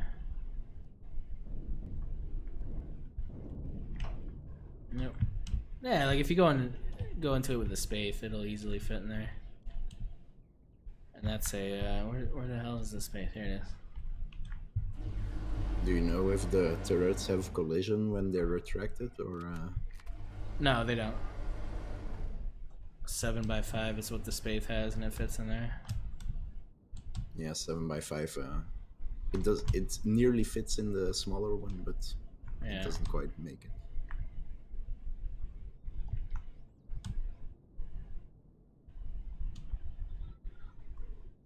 Yeah, so I think that's it. Anybody in chat, you guys, is there anything you guys want to see for Alpha 10 that we haven't covered here?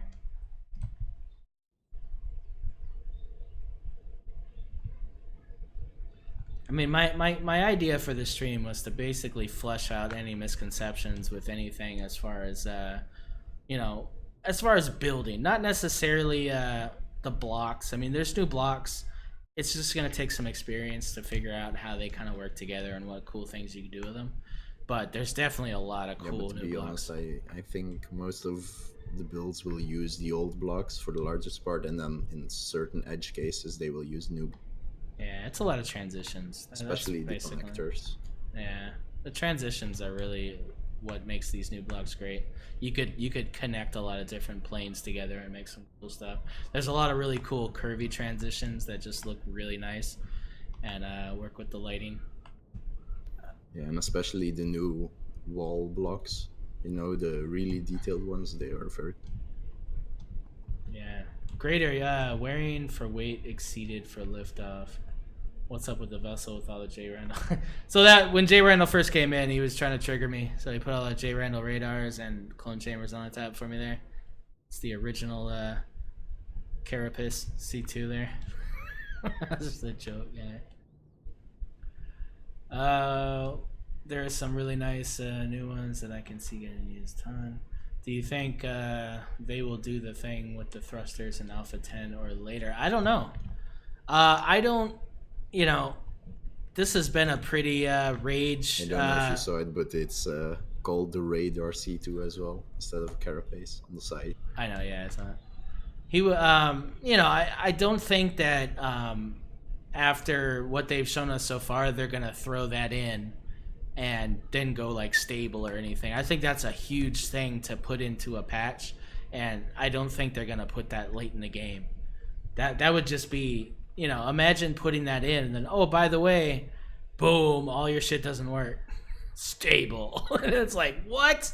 Like, wait, what? What are you talking about exactly? Thrusters. The aerodynamic stuff, or No, thrusters. all right, yeah. So, you know, I don't see them doing that at all. Yeah, that'll probably be a further patch, I believe.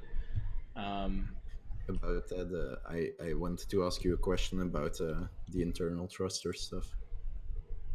Go ahead.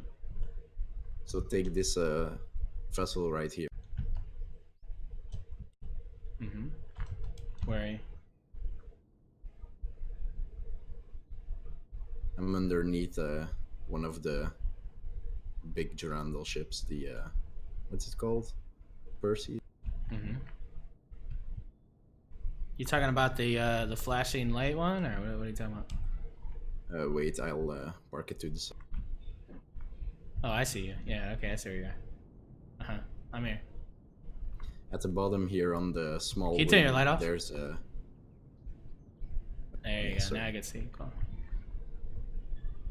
So these thrusters on the small wing here, do you think they should work when that feature is implemented or not? Because they have a block in front of them theoretically, but No, it looks like it has a clear exhaust path, right? no, I don't think so. Because designs like this, you really can't put a thruster anywhere else than this. Well, you know? this is what I'm worried about, because, like, so what is this, a small thruster, or? Yeah, small thruster. Okay, that's a small thruster. So what I would like to see implemented is obviously, well, maybe not the trussing, but like the window shutters that are transparent or whatever. Or maybe those. I mean, I guess if they're not airtight, it should theoretically be fine. If it works with But- the shutters, it should work with the truss too, right? Maybe, yeah. So, like, my thing is, like, however big the thruster is, I would like that maybe you had to have either that amount of blocks after the exhaust open, and that's it. Like, I don't like the idea of never ending, you know, so that would basically mean you'd have to do this. You know? And that's, to me, that's a bit much, right? The exhaust, you know, the exhaust should only go maybe one, even if it's double, that's something, right? But just it being infinite just is, I hope that's not what they're gonna do. So I don't know, we'll see. But Yeah, I was really stressing about that change when there were rumors about it. yeah, it'd be nice if they yeah, I don't know. Hopefully that's the case, because I can deal with that. I'm cool with that. I know that still kills all my HVs. So, like, especially this HMM HV, because if you look underneath, all the side thrust, it only has a one block in between it. So this in that theory, it wouldn't work. I'd have to have two blocks. Yeah, but you know, this whole shape is built around having these thrusters here, so I think it should work having it like this, you know? What do you mean? Because when you designed this ship, you kept keeping the thrusters exposed, so to speak, in mind. Well, so no, you built but this shape, so yeah, with but I clear mean, path, so it should work, I think. Well, yeah, the but ones in basically middle, the not so thrusters. much, right? Well, that's what I mean. The ones in the middle. Yeah. So that I'd have to. If it's one block after the exhaust, or I guess these are medium, so it'd be 2 blocks. I'd have to have 4 blocks, so I'd have to make this thing a lot wider, or I'd have to put I'd have to put these like, well, I couldn't, right? I'd have to put them like way out here, and it just wouldn't make sense. I might as well turn them around and have them exhaust outward like this. But that's why I always have so much side thrust on my builds, because I do the outward side thrust and the inward side thrust, so I get like double the thrusters. Yeah, and strafing is just important when you fight against POI in general. Big time. So I don't know. We'll see. It's just gonna force me to do something different, which I'm cool with. So yeah, I might just build a whole new one, because I forgot about that. This thing's gonna be a problem anyway, and I definitely want to build for those expectations, because I don't see the thruster thing happening anytime soon, but I also don't want to keep building stuff that when I know that it's probably going to be screwed anyway, so I'll just, Yeah, well, that's the thing with an alpha game. You can't know for sure if something will work the next day. Yeah, definitely. True. But I'd like to for them to announce their idea on these things beforehand. You know how with Alpha 8 we had these like blog posts before the experimental hit explaining new features? I'd like that too with this change if they implement. Yeah, definitely.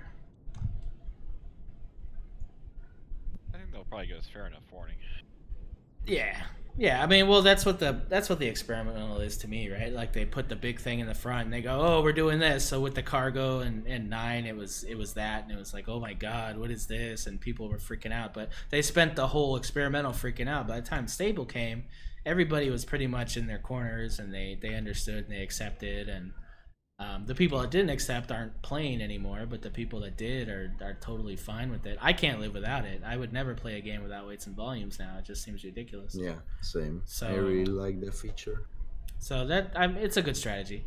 Keep it in the experimental, and listen, it's still optional. If you want to play with weights and volumes or not, it's up to you. I don't foresee any of these things being mandatory anyway. They're probably going to make it optional.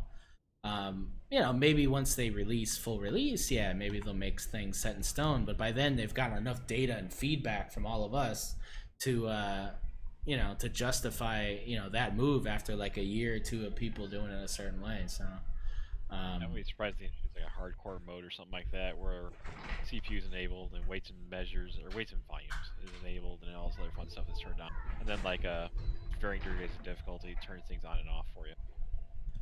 Yeah, definitely. Presets. I like to have the option, but the thing that worries me about that is it kind of divides the workshop a bit, because you can't have this design that's general use for everyone. Yeah, I don't know.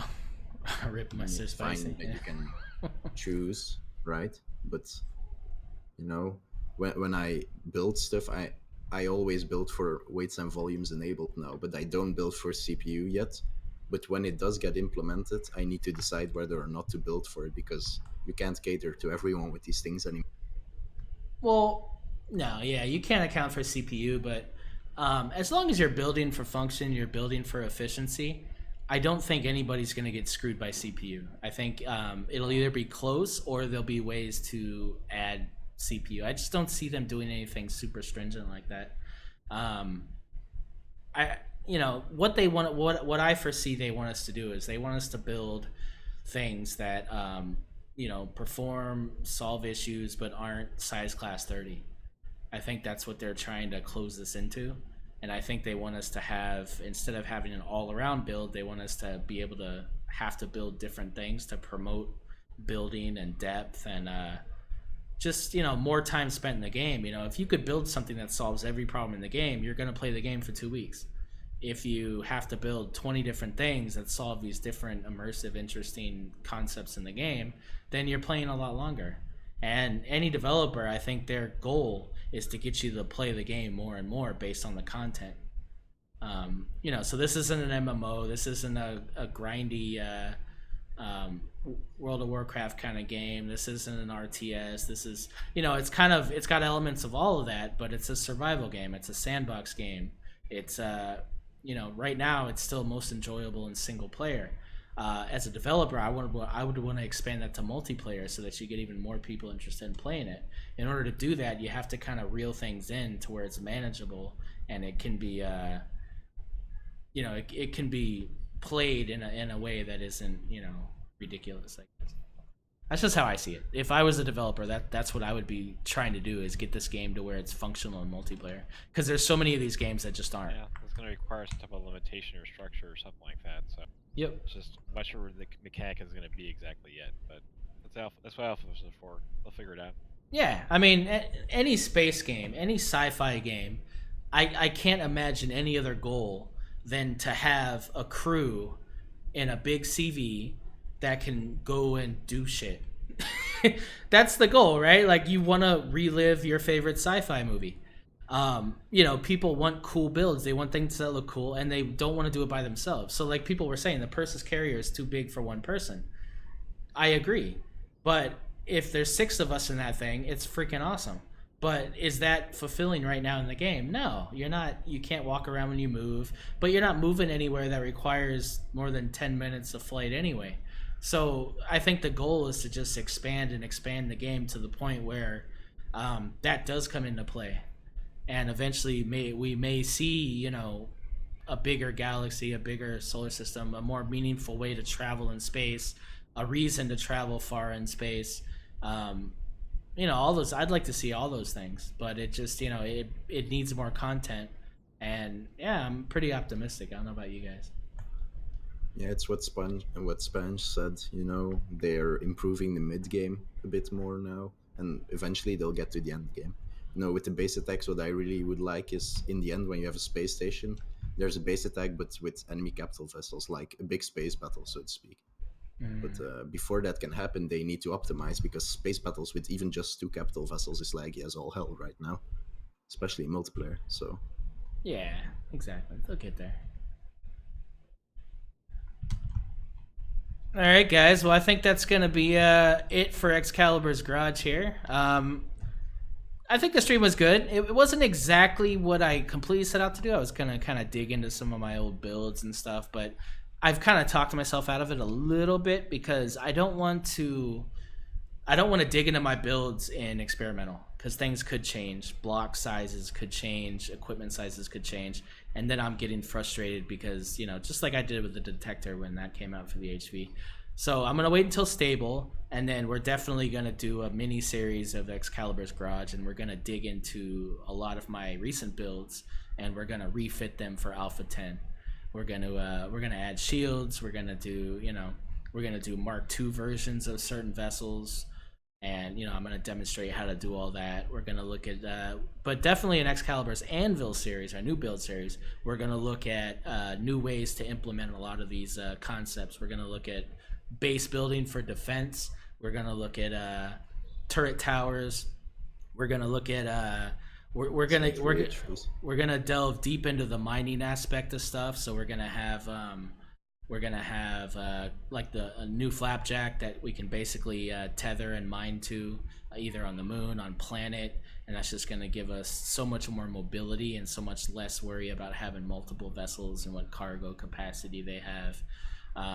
So just stuff like that. We're gonna delve deep into a lot of the building stuff, because this has been a major build update for us with Alpha 10. So but we do have other things. There's the survival aspects of it, the early game aspects that have changed, the base defense stuff, just a lot of little interesting fixes and quality of life stuff that they've been doing with this. So definitely excited, definitely hyped for that.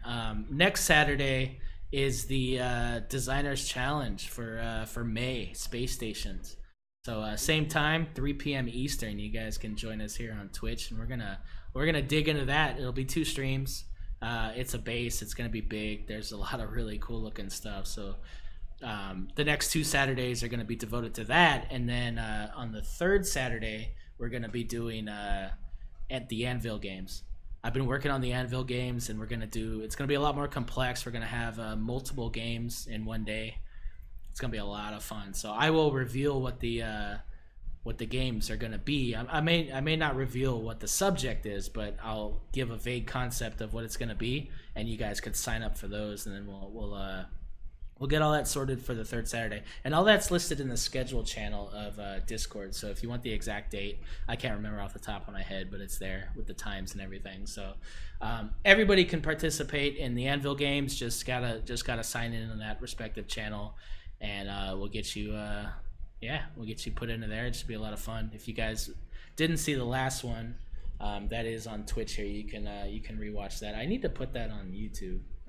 I've been slipping with YouTube, guys. I apologize. I spent all of yesterday doing all of the episodes of the last Designers Challenge, and those are all scheduled to upload on YouTube for the next week. So you're gonna see all the rest of the April challenge by the end of the week. All that'll be on there. So anybody that hasn't seen their build and rewatched it, that content's going to be on YouTube for you guys. I'll do the same thing with the Anvil games, the last episode, so you guys can get an idea of that.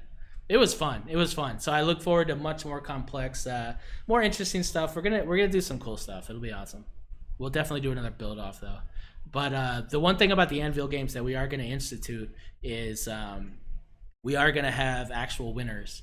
So it is going to be a judged concept. It's not going to be like the Designers Challenge where it's a gathering of concepts. Now it still does have that flavor, but we are going to have like a Hall of Fame in Discord. We're going to have and listen, the judgment isn't based on how beautiful it is. That might be one aspect of it. It's going to be based on, you know me, it's all about function. It's all about performance.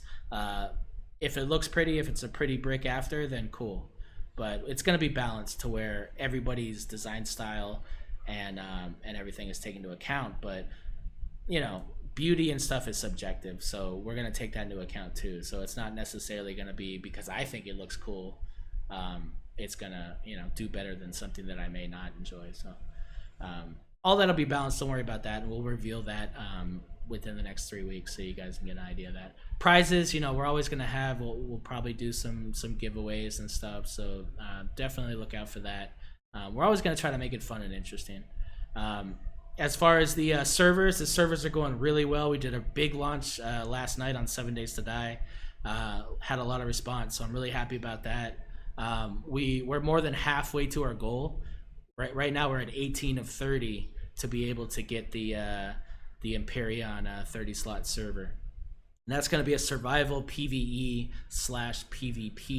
server that we're going to have for the Anvil, and that's going to be open to all ambassadors and up. So even if you can't contribute monetarily to you know, for Patreon or whatever, you guys are still going to be able to access that Empyrean server. So that's the goal, because eventually I want to get to where we can fund servers for us to all play in, not just people that, you know, can donate and stuff, because I want this community to be for everybody. You know, everybody that enjoys building, everybody that enjoys everybody's company. And I see a lot of great dialogue, a lot of great conversations in the Discord. You know, so I want us to continue to do fun things together like that. So definitely look out for that. And again, thanks to all the Patreon supporters, all the Twitch subs, all you guys that have donated and tipped and you know, like, just it's been awesome. The other update is that within the next couple of days, I'm going to be finally ordering the parts for my new PC. So once that comes in, it's going to get built. It's going to spend a day or two at Neil's house so I could download all the freaking games and updates so I don't have to use my internet. And then boom, by the end of the month, I'm hoping, well, maybe not by the end of the month because it's pretty close to the end, but soon, we're going to have our launch stream with the new PC. So I'm super hyped for that. But yeah, other than that, that's it, man. My voice is gone. I've been talking way too much. So thanks to JRandall, Spanj, Doom Noodle, Bullet for you guys stopping in here and talking it up for us. And everybody else in the chat, Dragon with the freaking gift subs, freaking awesome, man. So all you guys that got gifted subs, you guys now have access to the Foundry if you didn't before. So check in the Discord. Put your Steam ID into the Foundry server chat, and we'll add you to the server so that you can get access and come and build with us, man. Everybody else, thank you so much, and I will see you guys on the next stream, which should be tomorrow, 9 p.m. Eastern. Take care, guys. Thanks. See you guys. Have a good day, everybody.